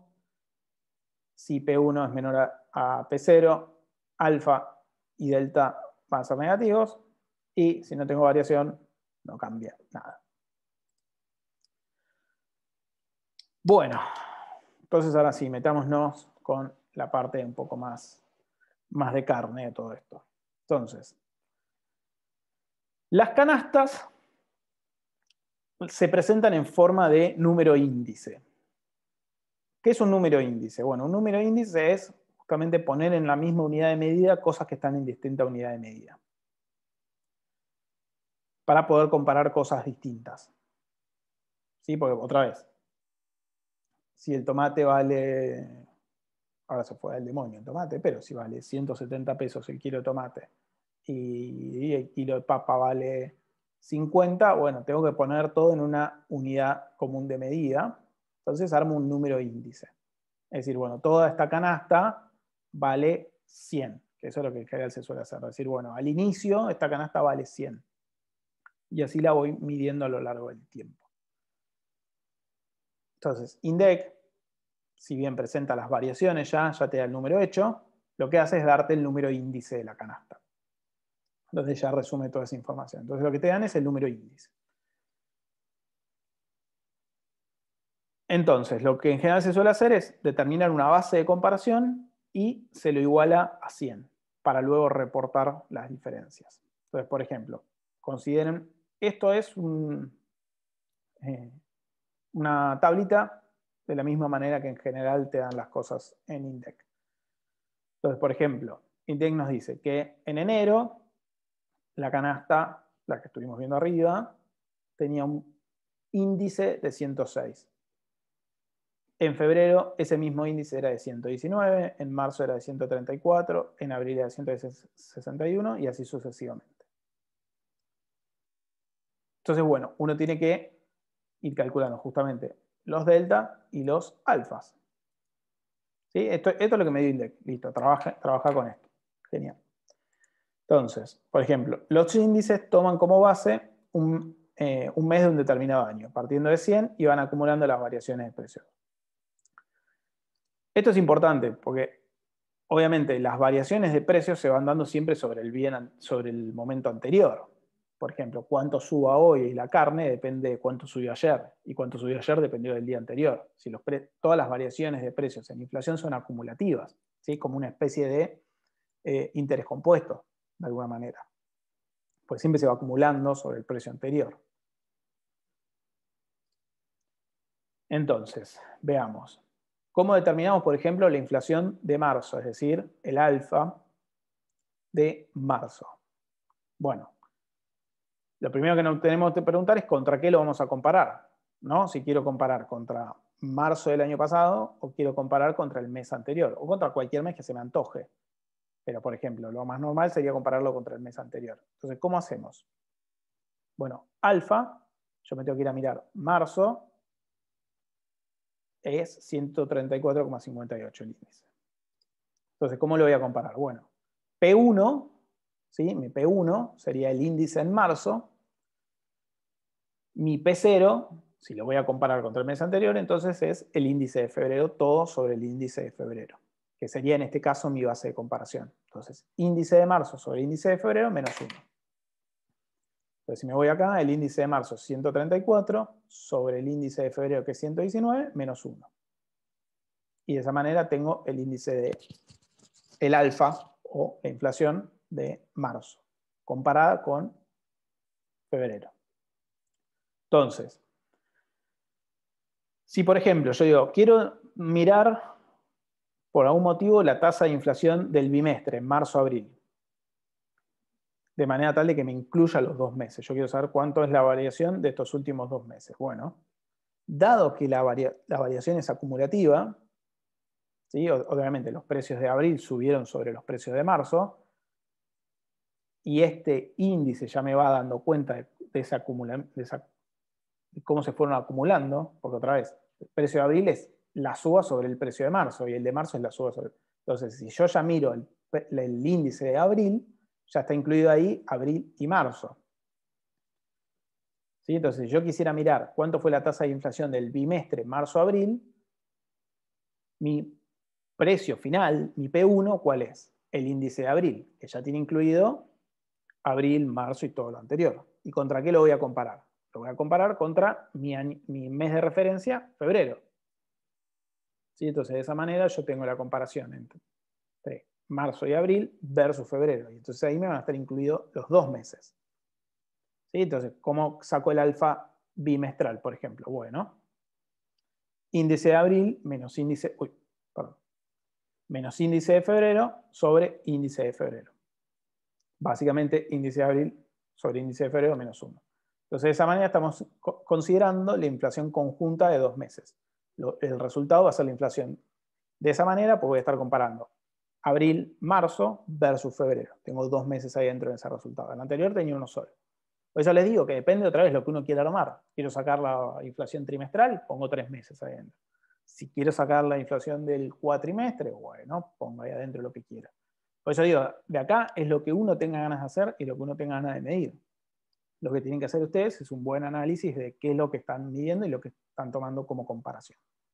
Entonces, si se fijan, los índices son acumulativos, de la misma manera que un capital inicial sometido a interés compuesto. ¿Sí? En este caso, lo que se acumulan son variaciones de precios de la misma manera que se acumulaban variaciones de interés.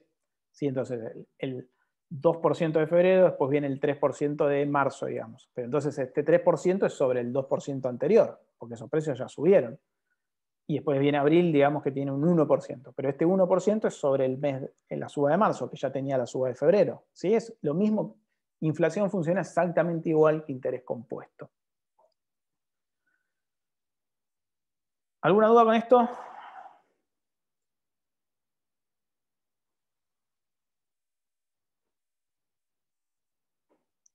Entonces, si yo les daba esta tabla así, no sabemos cuál era la base de este índice. O sea, sí sabemos que estamos comparando contra 100, porque en general en números índices se hace eso.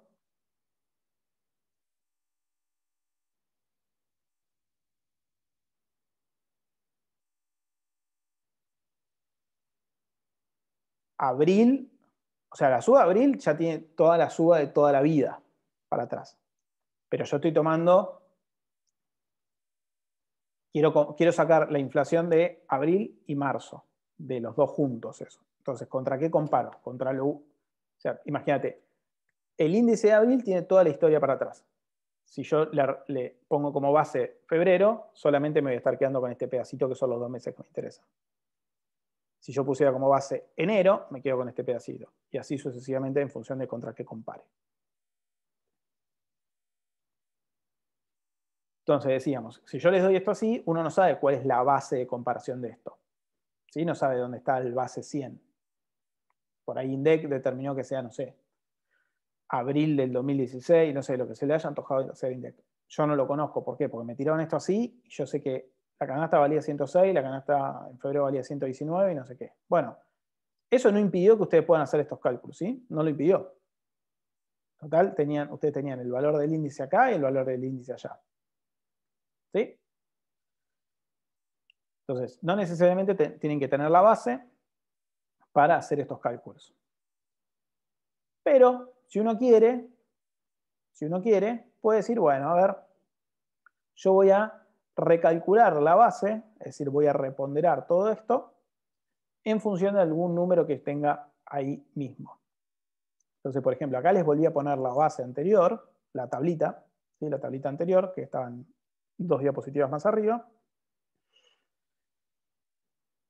Y, por ejemplo, puedo decir, mira, yo quiero ver que ya directamente el número índice me dé la variación respecto a marzo. Entonces, hago marzo como la base 100. Entonces, ¿cómo hago? Algo tan simple como esto. Divido marzo dividido por sí mismo. ¿Sí? Es como comparar marzo sobre marzo por 100. Entonces, de esa manera, marzo pasa a ser mi base de comparación. Este 119, ¿qué va a ser? Va a ser el número de abril dividido el mes de marzo por 100. Entonces, cada una de estas variaciones me muestra cuánto subió el índice respecto a marzo ahora, porque ahora yo convertí marzo en mi base de comparación. ¿Sí? Entonces yo puedo, por ejemplo, ahora saber que julio dice 152. ¿Qué quiere decir 152? 152 quiere decir que la suba entre julio y marzo es del 52%, porque yo ahora estoy comparando todo contra marzo.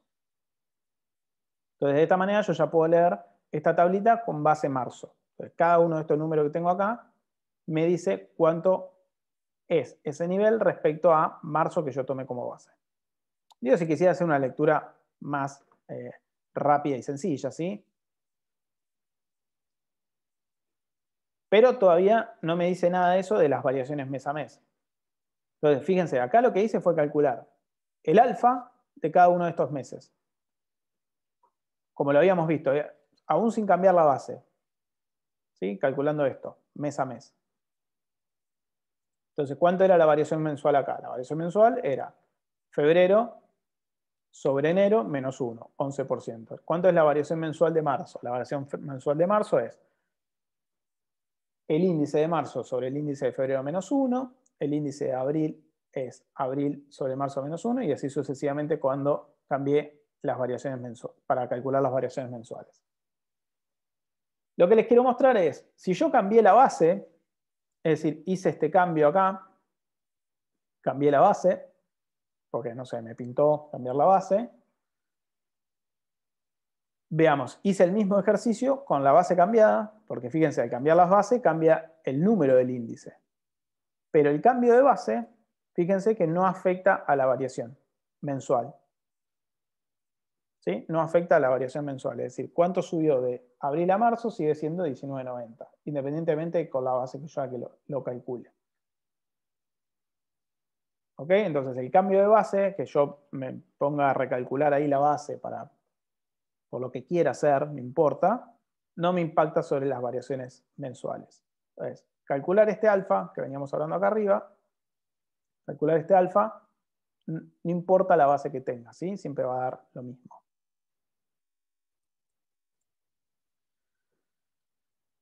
Bueno, por ejemplo, ¿qué podemos pensar? Fíjense, esta es una tabla del índice de precios al consumidor.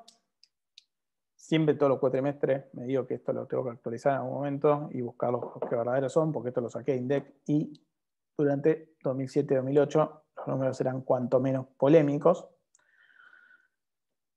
Entonces, serie histórica del índice de precios al consumidor, IPC, como estuvimos viendo, en el Gran Buenos Aires. Nivel general, quiere decir que esta ya es toda la base, no alguna de las divisiones. Y nos dice que INDEC que esta base que me está dando es abril del 2008 igual a 100. Entonces me dice, ya te lo estoy dando con base 100 en abril de 2018. Entonces si uno se fija, mes 4 del 2018, 100. Entonces todos estos números índices que me puso acá, INDEC, están comparados contra este mes. Entonces, por ejemplo, ¿cómo se llegó a este 161? Bueno, este 161 es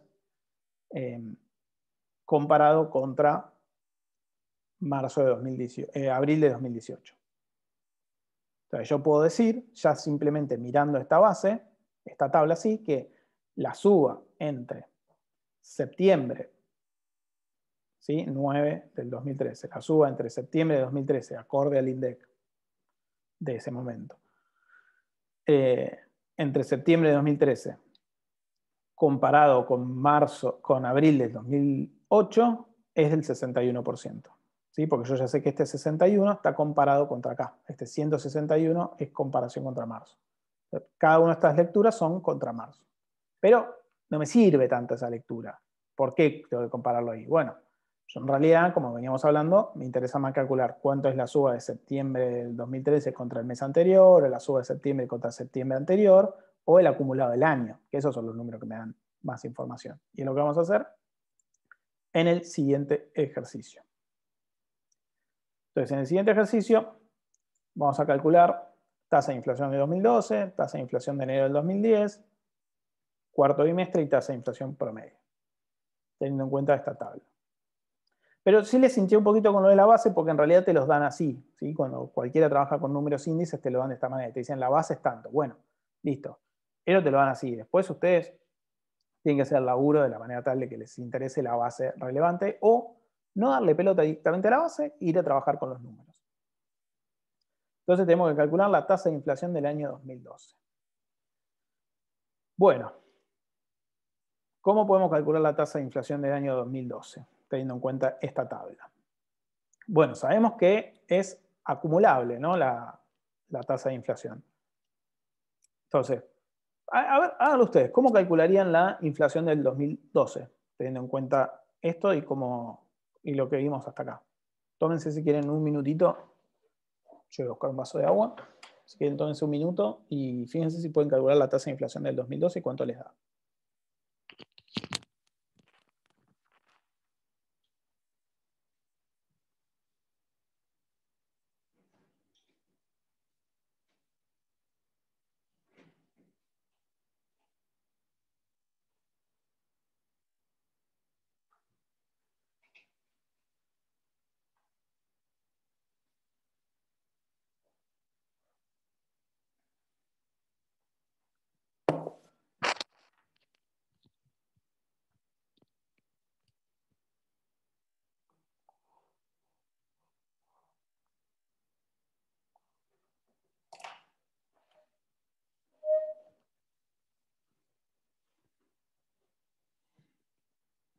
10,84.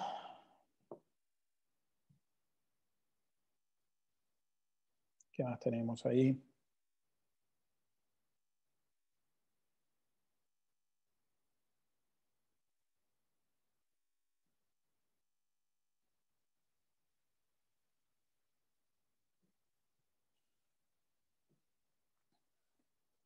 ¿Hay más?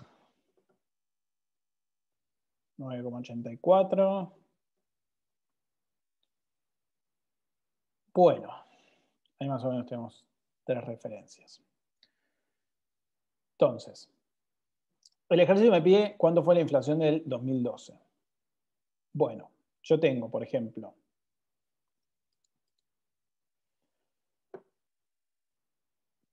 tengo varias alternativas para sacarlos. Vamos a hacer primero la forma más directa de todas. La forma más directa de todas es comparar el valor del índice de la canasta en diciembre de 2012. Es decir, bueno, como bien estuvimos discutiendo en esta clase, las subas de precios son acumulativas. Entonces, los precios de diciembre de 2012 ya tienen todos los precios del año y todos los precios anteriores de toda la historia. Es decir, el precio de diciembre de 2012 es los precios de noviembre, también es la suba de los precios de octubre y así para atrás. Entonces, diciembre de 2012 para atrás. Y a mí me interesa comparar solo todo lo del 2012. Entonces, ¿contra qué lo voy a comparar? Contra diciembre de 2011. Esa va a ser mi base de comparación. Es decir, diciembre de 2012 tiene todo esto para atrás, pero a mí no me interesa toda la historia, me interesa solo lo del 2012. Le pongo ese corte en diciembre de 2011. ¿Sí? Y con eso me quedo solo los meses del año. Entonces, ¿cómo voy a hacer? ¿Cuál va a ser mi P1 acá? Mi P1 es diciembre de 2012, que en la tablita, si se ven, era 150,38. ¿Y cuál va a ser mi P0 de comparación? Mi P0 va a ser diciembre de 2011, 135,67. Entonces, 150,38 sobre 135,67, que ese sería mi P0, menos 1. Entonces eso da 10,84. ¿Sí? Entonces la inflación del 2012 medido por la tabla de INDEC fue del 10,84%. Spoiler, la inflación del 2012 fue más alta que eso. ¿Sí?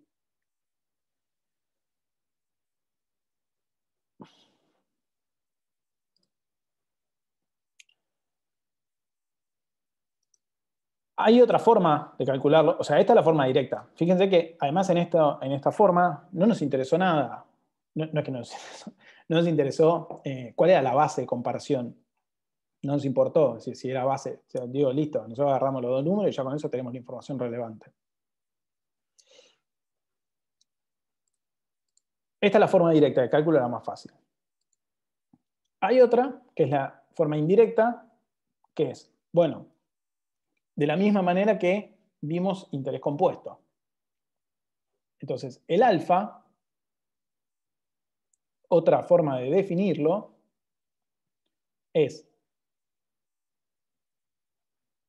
1 más la inflación de enero, por 1 más la inflación de febrero, por 1 más la inflación de marzo, y así sucesivamente hasta la inflación de diciembre. ¿Por qué? Porque, bueno, el número índice de diciembre es la sumatoria de todas las inflaciones mensuales también. ¿Sí? ¿Qué quiere decir eso? Que este 10,84% es cuánto subió en enero, por cuánto subió en febrero, por cuánto subió en marzo, por cuánto subió en abril y así sucesivamente. Entonces les invito a que después de la clase lo hagan para chequear, que da lo mismo. Entonces calculan la variación mensual de enero, es decir, 136,91 sobre 135,67 menos 1, eso le va a dar la variación mensual.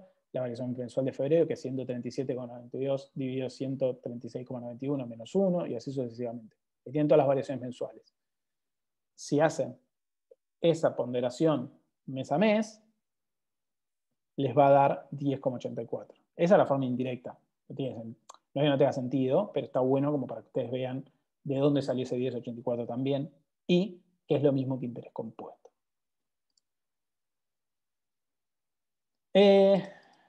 A ver qué más. El B nos está pidiendo tasa de inflación para enero de 2010. Este es más sencillo. Tasa de inflación para enero de 2010. Entonces veamos. Enero de 2010, mes 1, enero, 112,85.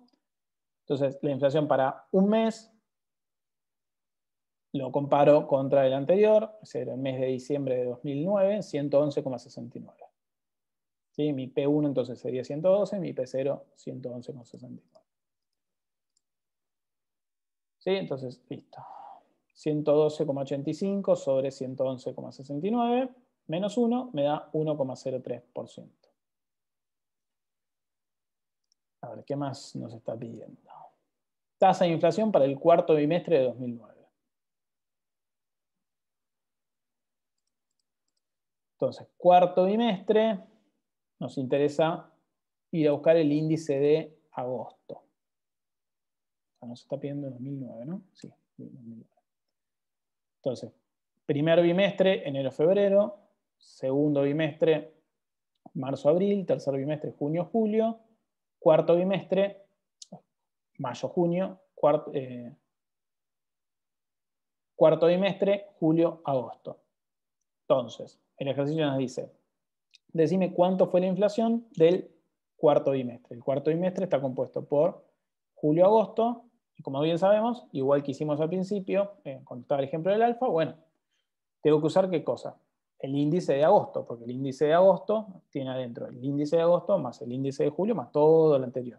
Pero ¿contra qué lo voy a comparar ahora? Si quiero calcular el bimestre. ¿Contra qué número de los que están acá en la tabla lo comparo? Junio, exacto, Gastón, perfecto. Entonces, perfecto, de la misma manera que están diciendo todos. Tengo el de agosto, que va todo para atrás, corto con junio. Excelente, entonces es 108,8 sobre 106,53 menos 1. Entonces, de esa manera, tengo la infla del cuarto bimestre.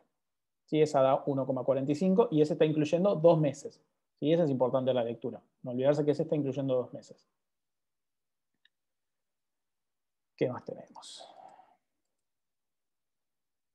Bueno, este está bueno. Ahora nos está pidiendo tasa de inflación mensual promedio del año 2011. Ahora el ejercicio nos dice tasa de inflación mensual promedio del 2011. Entonces, acá lo que tengo que hacer es calcular cada una de estas variaciones mensuales del 2011, ¿sí? Calcular la de enero. No lo divido por N, Rafael, ahora vas a ver por qué. Ah, sí, perdón, te entendí mal, perdón, sí, genial. Te entendí mal. Entonces, acá les dejo el ejercicio que era exactamente lo que estaba diciendo Rafael. Lo leí mal así rápido. Entonces, ¿qué voy a hacer? Calculo todas las variaciones mensuales, es decir, el mes anterior contra el mes en curso sobre el anterior menos 1 y así sucesivamente. Fíjense, yo acá ya lo hice, para que ustedes lo vean. Cada una de las variaciones mensuales, 0,73, otra dio 0,74, otra dio 0,84, y estas son todas las variaciones del año, ¿sí? Entonces, ¿qué puedo hacer? Listo, la inflación promedio, saco el promedio de todas estas variaciones. Como bien dice Rafael ahí, básicamente lo que estoy haciendo es sumar todo esto y dividirlo por n. N en este caso son 12 meses. ¿Sí? Y eso me da que la inflación promedio es 0,7598%. ¿Okay? Entonces, cuando me estoy buscando la tasa de inflación promedio mensual de un año en particular, tomo todas las variaciones mensuales de ese año y saco el promedio. Fíjense, el promedio dio 0,76, redondeemos, para hablar más menos. 0,76. 0,76, tengo meses que están arriba, fíjense, el diciembre fue 0,84 y meses, noviembre fue 0,59, ¿sí? Entonces, esto me da una idea del promedio anual. Algunos números por arriba, otros números por abajo.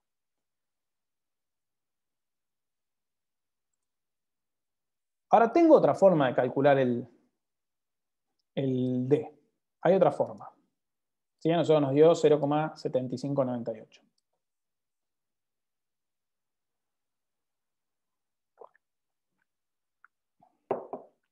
Hay otra forma que es la famosa equivalencia de tasas. Porque si todo esto funciona igual que interés compuesto, entonces también lo puedo hacer de esa manera. Otra vez. Esta es la forma fácil de hacerlo, la forma directa. Pero hay otra forma también de hacerlo. ¿Qué cuál es? Bueno, si, como bien estuvimos diciendo, yo agarro el de diciembre de 2011 y eso tiene toda la historia para atrás, y calculo contra diciembre de 2010, es decir, agarro todo lo del año, yo voy a tener la suba en todo ese año, que fue lo mismo que habíamos hecho en el ejercicio anterior. Entonces, en este ejercicio, vamos arriba de nuevo a la tabla, tengo 135, ¿sí? Que es el índice de diciembre, comparado con el índice de diciembre de 2010, 123. Digo, estoy sacando el mismo que el anterior, la suba del año. Y eso me da 9,58%, ¿sí? El índice de 2011 y el índice de 2010. Eso me da 9,84% la infla del año. Estoy comparando diciembre contra diciembre. Si yo dije que la inflación se comporta igual que el interés compuesto, porque las uvas se van acumulando, ¿qué puedo sacar también? Esa es la 9,84%, es como si fuera el rendimiento. Monto final, ¿cuánto era? 135,67. Monto inicial, 123. Entonces, ese rendimiento, ¿qué rendimiento es? Es un rendimiento anual. 9,84%. Bueno, si en equivalencia de tasas, o cuando presentamos rendimiento, yo vi equivalencia, podía sacar de otro periodo, acá puedo hacer lo mismo. Entonces, agarro ese anual y vi equivalencia de tasas, lo llevo a mensual. ¿Y cómo lo llevo? Igual que siempre. Bueno, alfa mensual va a ser igual a 1 más alfa anual sobre 1 sobre 12. Yo quiero llegar a mensual 1 y parto de 1 de 12 meses. Menos 1. Entonces, alfa mensual es igual a 1 más 9,5084, que es el que conseguimos acá, elevado a ¿qué? A la 1, que es donde quiero llegar a mensual, sobre 12, menos 1. Y si se fijan, eso da 0,7598.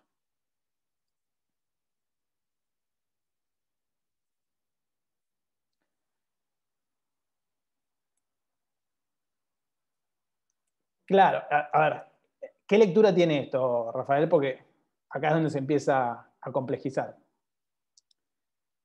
Fíjate, esta fue la inflación de verdad. Esto fue lo que pasó.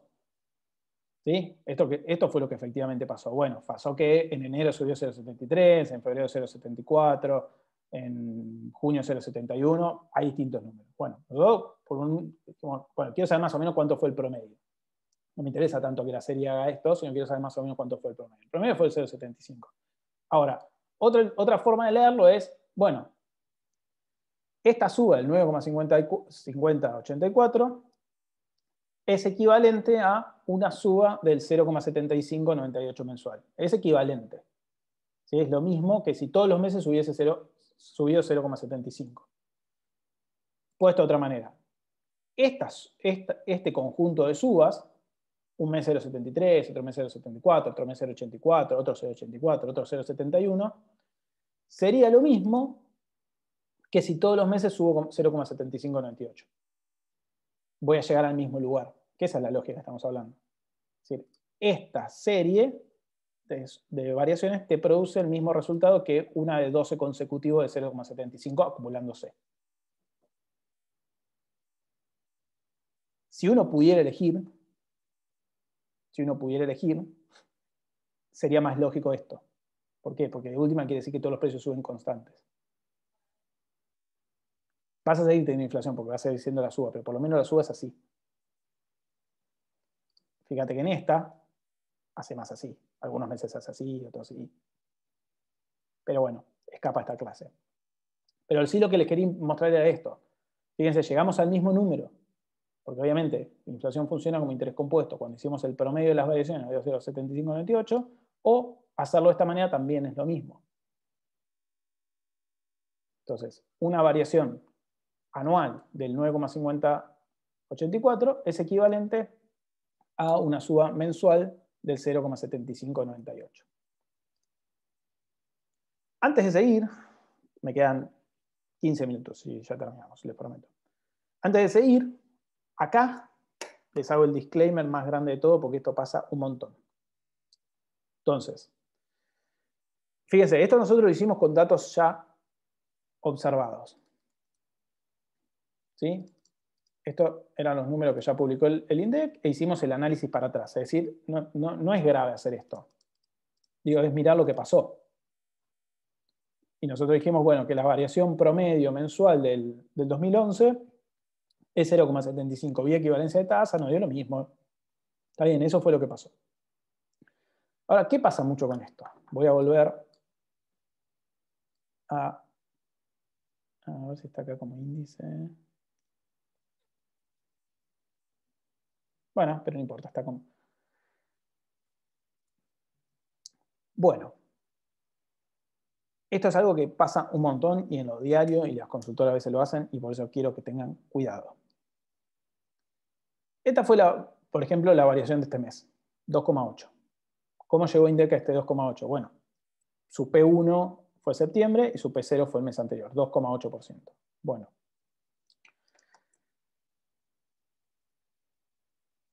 Lo que hacen mucho, porque eso justamente es un rendimiento, ¿no? Lo mismo que hicieron por rendimiento. Mi P1 fue el valor que yo no conozco ahí porque no lo tengo en esa tablita, sobre el mes anterior, eso dio 2,8 de rendimiento mensual. ¿Qué vimos en equivalencia de tasas? Bueno, que uno puede anualizar ese valor, llevarlo a un rendimiento anual. Entonces, en este caso, era 2,8%. Bueno, vamos a verlos todos juntos. Esperen un minuto, porque esto sí es importante. Compartir pantalla.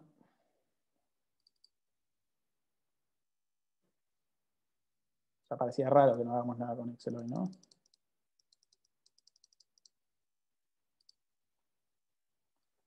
Tengo 2,8%. Fue la infla mensual de septiembre.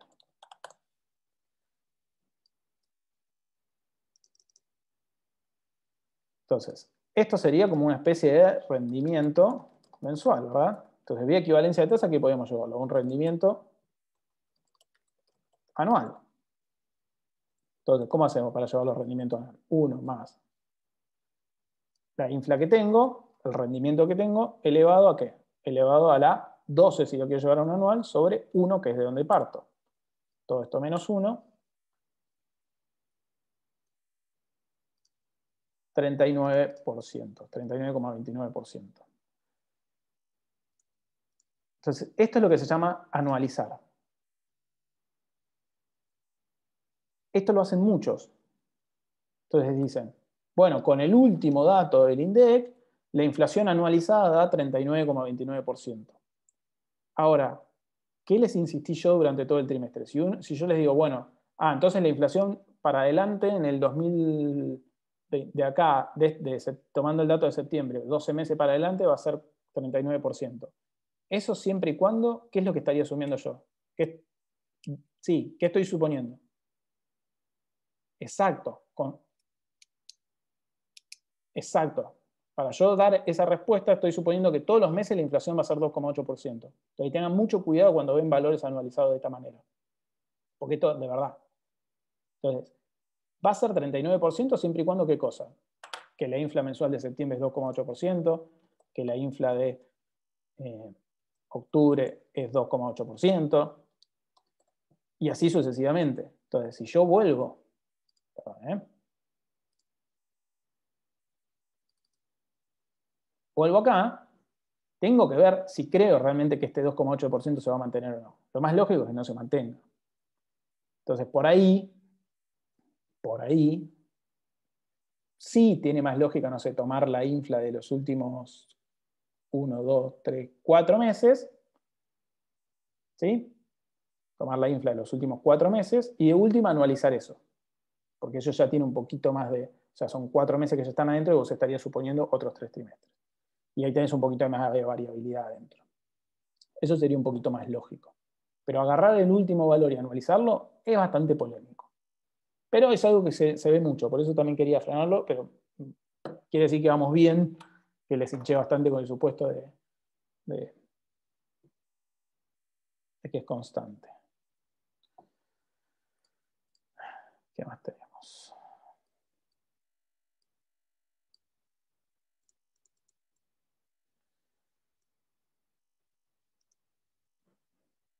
Bueno, y lo último que nos queda para terminar la clase de hoy es efectivamente cómo calculo el rendimiento real de una operación.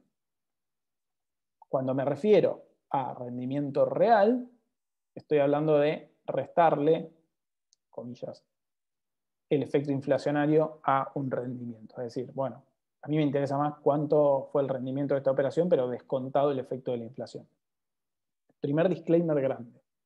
Otro de los errores que se ven muchísimo, y esto en los periodistas se sientan 2 horas a ver la televisión y pasa todo el tiempo. No se restan porcentajes. No, está mal. Solo lo puedo restar si los porcentajes son relativamente chiquitos. Ahora, en números de inflación como hay en Argentina, o de tasas de este nivel, restar, ¿hay alguna manera de incorporar los componentes estacionales, analizarla de... Sí, lo que podés hacer es como ponerle calcular. Yo lo que haría en ese caso, acá Mateo me está preguntando si hay una forma de lidiar con la estacionalidad. Lo que podés ver es si hay alguna especie de comportamiento justamente estacional. No sé, por ejemplo, en julio subirán más X bienes, o ves que la infla, no sé, siempre sube más en julio. No anualices de esa manera. Suponé vos para adelante, ¿entendés? O sea, tipo, ponele, no sé, los próximos 2 o 3 meses crees que va a ser esa, listo. Ahora, en julio suele subir un 20%, listo, subí un poquito más. Y hacé vos el mes a mes. Y de última tomás el punta a punta, en vez de anualizar uno donde te haga suponer tasa constante. ¿Entendés? Como que de última supone un poco, pero no todo. ¿Me explico con lo que estoy diciendo o no se entendió nada? Porque puede que lo haya dicho bastante confuso.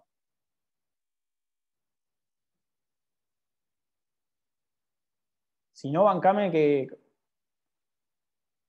Claro, exacto. Pero déjame que termine el ejercicio y vuelvo a abrir el Excel antes de que termine la clase y te lo muestro ahí. Pero en esencia es eso. Entonces, no resten porcentaje nunca. Está mal. Grave. Gravísimo. ¿Dónde la hacen un montón a esa? Los salarios en Argentina subieron 40% y la inflación es 60%. Entonces los salarios perdieron 20%. No, error. Está mal hacer eso, pésimamente, horrible matemáticamente. Solo se puede hacer cuando los porcentajes son bajos, entonces el error es muy poquito. Ahora, cuando estamos hablando de números grandes, es lo mismo. Entonces, de esta manera, con la fórmula de Fisher, es la forma que se calculan diferencias de porcentuales. ¿Sí? Entonces, si no sé, el rendimiento de una operación fue el 10% y la inflación fue el 5%, no tengo que restar 10 menos 5. Está mal. Lo que tengo que hacer es la siguiente fórmula. La siguiente fórmula, R chiquitita, es lo que definimos por tasa real. Entonces, tasa real, es decir, tasa descontada del efecto de inflación, es igual a 1 más el rendimiento de la operación sobre 1 más alfa. Alfa siendo la inflación, ¿verdad? Todo eso menos 1. Entonces, aclaraciones importantes. En la fórmula, todas las tasas tienen que ser efectivas. ¿Sí? No puedo restar TNA, o sea, pongo tasa efectiva. Cuando calculo el rendimiento de la operación, ya es una tasa efectiva, como ya vimos a esta altura del partido. Y la tasa de inflación es por definición efectiva, porque ya sucedió, a menos que lo esté proyectando para adelante. Pero en general siempre hablo de inflación es tasas efectivas. Entonces, lo que sí es importante es que tengo que estar hablando del mismo periodo. ¿Sí? Yo no puedo restar, por ejemplo, si saco el rendimiento de una operación a 10 meses, no sirve nada que reste la inflación de un solo mes. O sea, tiene que ser concordante los periodos que estoy restando. Restando se entiende descontando, o déjenme usar descontando, no restando linealmente. Entonces, si tengo el rendimiento de una operación que dio 10% acá a 10 meses, tengo que poner la inflación de 10 meses acá, de ese periodo que estoy analizando, si quiero calcular el rendimiento real. Si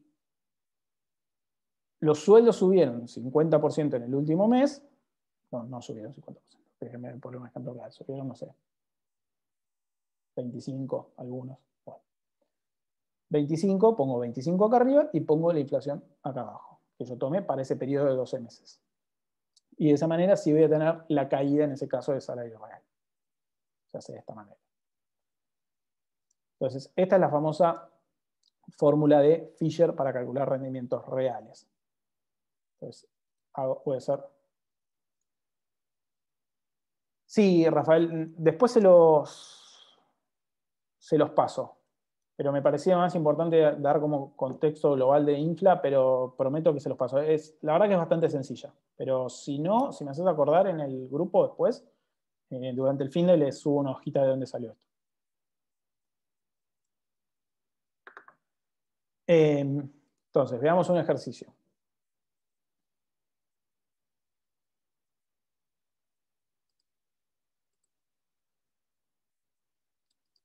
A ver si tengo el de Fisher acá. Ah, sí.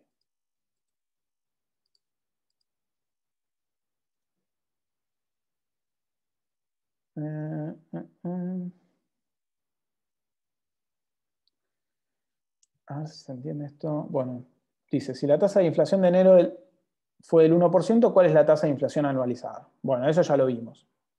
Acá nos está diciendo, bueno, enero fue del 1%, anualizalo. Asumiendo, obviamente, el costo del supuesto, ¿no? Bueno, infla mensual, según el ejercicio, fue el 1%. Esa fue la infla mensual. Lo tengo que pasar a un anual.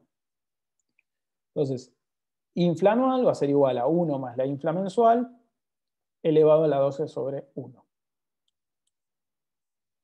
Todo eso nos da una infla anual del 12,68. Vida equivalencia de tasa, lo que acabamos de hacer. No voy a gastar mucho tiempo en esto. El B sí está bueno. A ver, es, si la tasa del primer trimestre del año ascendió a 5%, esto te dice, mira, durante los primeros 3 meses vos ya sabés que la tasa de inflación fue 5%. No la tasa mensual, sino la tasa de esos 3 meses. Es decir, agarrar marzo versus diciembre del año pasado, como estuvimos viendo. ¿Sí? Eso es 5%. Y una consultora te dice que se proyecta que el segundo trimestre la tasa va a ser del 4%. Y que digas cuál es la tasa entonces de inflación proyectada para el primer semestre del año. Bueno, entonces como vimos, la infla trimestral es del 5%, la que ya pasó, y alguien me dice que la infla trimestral del segundo trimestre va a ser 4%. Entonces, ¿cómo hago? Bueno, sabemos que se calcula igual que interés compuesto. Interés semestral, ¿a qué va a ser? Igual a 1 más el interés trimestral que yo conozco por 1 más el interés trimestral que me proyecta. Entonces,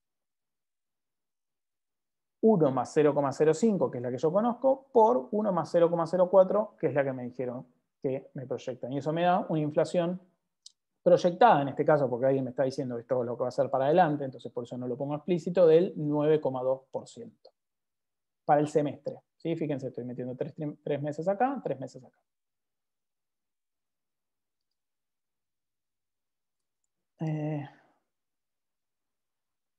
Bueno, la C. La C me dice, si la tasa de colocaciones a plazo fijo es del 25% TEA, tasa efectiva anual, y la inflación proyectada del año será del 40%, fíjense que acá volvemos a la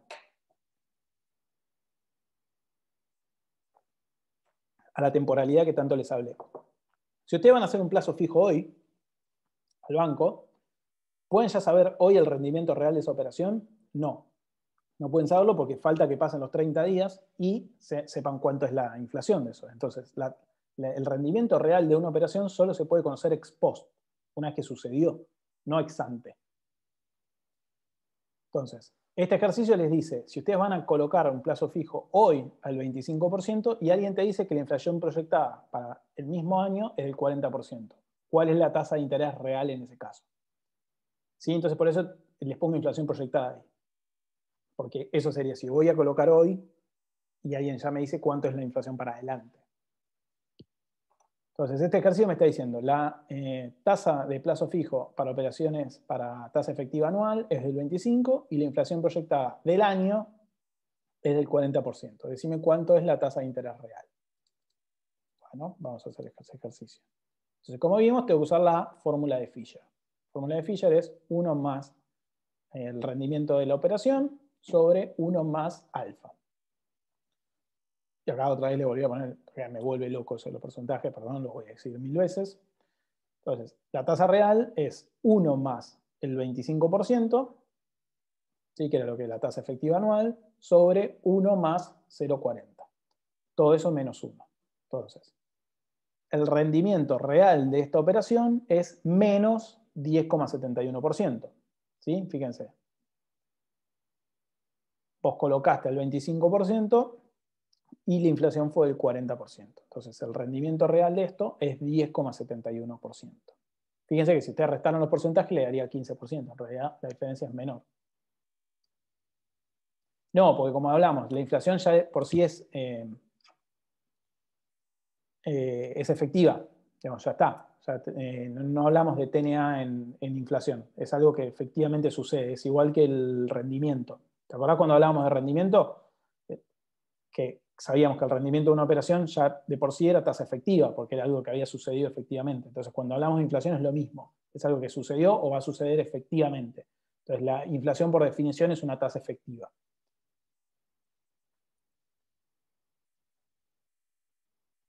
¿Ok? En este caso, la tasa que les di en el ejercicio, perdón, la tasa del plazo fijo, acá dice TEA, tasa efectiva anual. Lo dice acá para simplificar, si no les aclararé. ¿Sí? Pero la infla siempre es efectiva. ¿Sí? Eso es importante.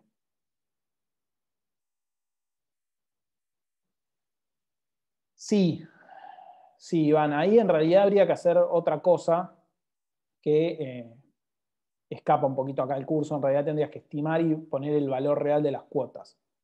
Pero lo que sí podés hacer es, si vos, ¿te acordás que sacábamos una TIR, ¿no? Que esa TIR era una especie de costo anual. Bueno, comparar ese costo con una inflación promedio que vos esperes para ese periodo. Eso por ahí es un poquito más fácil de hacer. Entonces, si esa TIR nos daba 1,8, compararla con la inflación promedio que esperes para el periodo de las cuotas. Entonces, y el último dice, si la tasa de colocación en el plazo fijo es del 25% tasa efectiva anual y la inflación mensual es del 2%, ¿cuál es la tasa real en TEA? Bueno, en este tenemos la tasa mensual de inflación y el rendimiento del plazo fijo anual. Entonces, básicamente anualizamos este 2%, nos da 26,82, como ya sabíamos. Y ahora sí calculo la tasa real. Entonces, en este ejercicio me da una tasa real de menos 1,44. Entonces, esta es la manera en la que calculo rendimientos reales. Como decíamos, si yo voy hoy a calcular un plazo fijo al banco, voy a hablar un segundo al Excel. Como siempre, ahora subió, me parece que estaba 34% tenía. Hoy un plazo fijo a 30 días. La TNA es del 34%, entonces la tasa efectiva 30 sobre 365 es el 2,79%. Tasa efectiva 30 días. Entonces, si ustedes van hoy y colocan en el banco en un plazo fijo, les va a dar una tasa efectiva del 2,795%. Pero ustedes no pueden calcular hoy la tasa real final de esa operación. ¿Por qué? Porque van a colocar hoy a 30 días y no saben cuál va a ser la inflación de estos próximos 30 días. No lo saben, lo van a saber ex post. Entonces, la tasa real va a ser una vez que ustedes van y le dicen al banco, listo, acá te doy. Tomá estos 100.000 pesos, listo, a los 30 días, listo. Y después te enterás que, no sé, la inflación fue del 4%, digamos.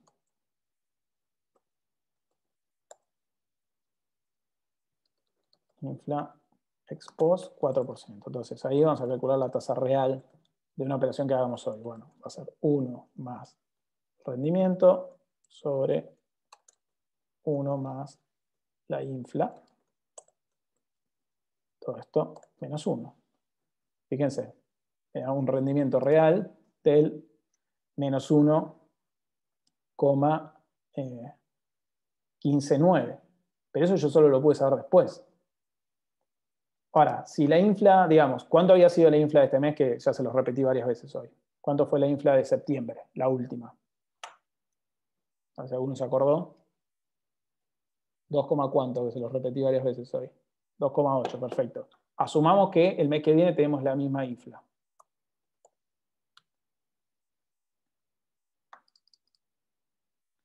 Fíjense que, o casualidad, ¿dónde está la tasa de interés en relación a la inflación? Esto escapa igual otra vez al curso, pero fíjense más o menos.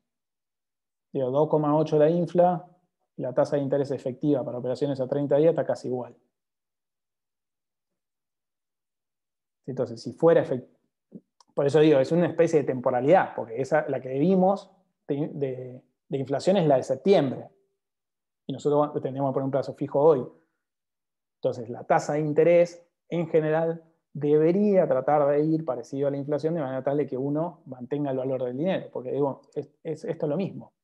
Si la fíjense, hoy la tasa efectiva está a 2,75 y si la infla después se repite para adelante y vuelve a ser 2,8, yo más o menos, más o menos, con una diferencia casi ínfima, mantendría el valor real de mi dinero. Es decir, estaría indiferente si yo quisiera mantener el valor del dinero en términos de bienes, no estaría mal hacer un plazo fijo. Fíjate, todavía no hablé del dólar. Es otra cosa. Va por otro lado. Puede que me convenga hacer el dólar. No estoy diciendo que no. Estoy diciendo, bueno, pará. Si yo tengo 1.000 pesos hoy, ¿cuántos bienes compran esos 1.000 pesos? Todos estos. Genial. Si la infla se mantiene, todos esos bienes que compro, más o menos, van a ser 2,8% más cada mes que viene. Bueno, ¿cuánto me da hoy el plazo fijo? Bueno, el plazo fijo me da lo mismo. Entonces, una vez que pase el mes, más o menos voy a comparar esos bienes. Ahora, como vimos, si la infla se dispara, yo hoy le di al banco, confié, digamos, y le di al banco al 2,8% y la infla se dispara y va al 4%, yo compro 1,15% bienes menos. Después, si la infla se va al 6%, y así.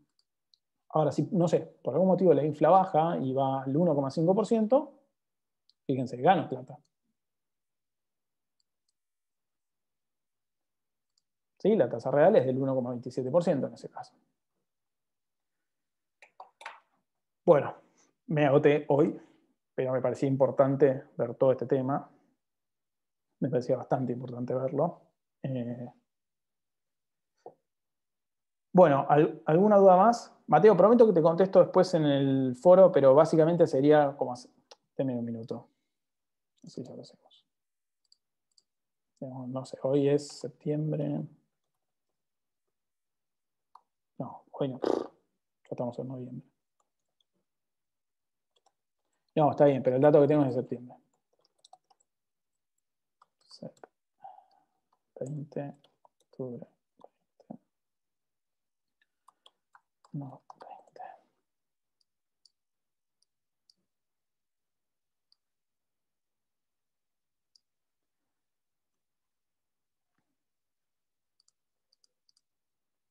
Sí, lo que voy a hacer es esta duda que me planteaba Mateo. Yo sé que la de septiembre fue 2,8%. Y como vimos hace un ratito, si yo anualizo esto, es 1 más esto elevado a la 12.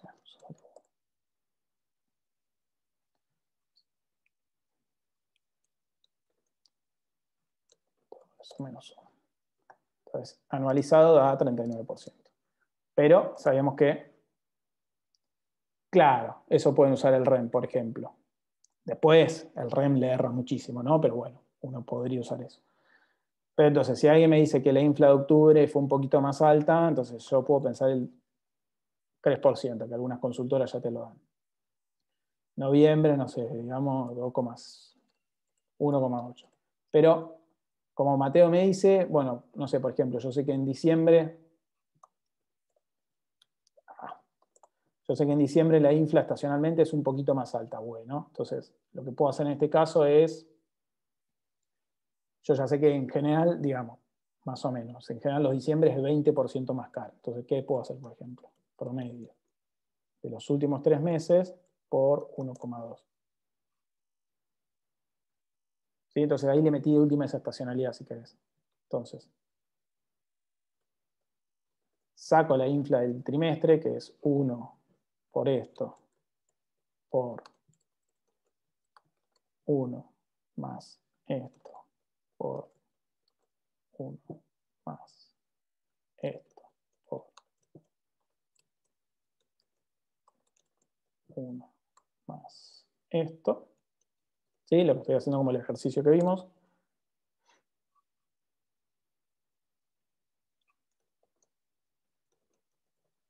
¿Sí?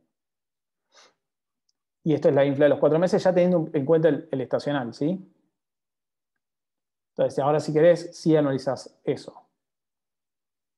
Y por lo menos le metiste un poquito el efecto. Estás diciendo también que ese efecto estacional se da cada 4 meses. Si no, deberías proyectar cada mes y ya. Pero es menos grave si querés anualizar esto, porque estos son 4 meses. Entonces sería 1 más esto, a la 3 sobre 1.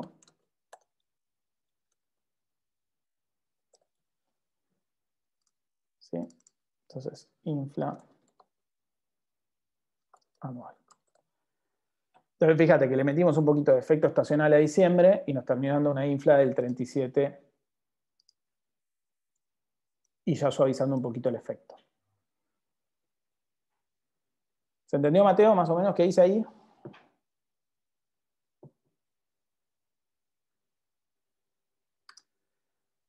Bueno, espero que no se hayan aburrido mucho con la clase. Fue un poco larga a lo que habitualmente estamos, pero me parece que en general suele ser útil esta clase.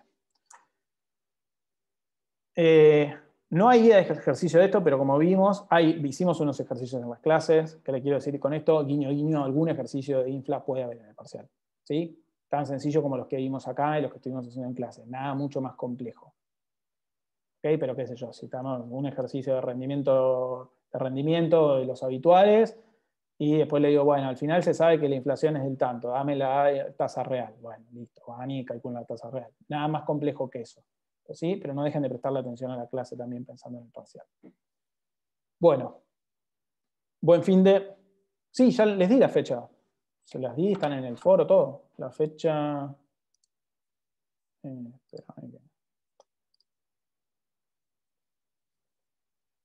Sí, es el 26. 26.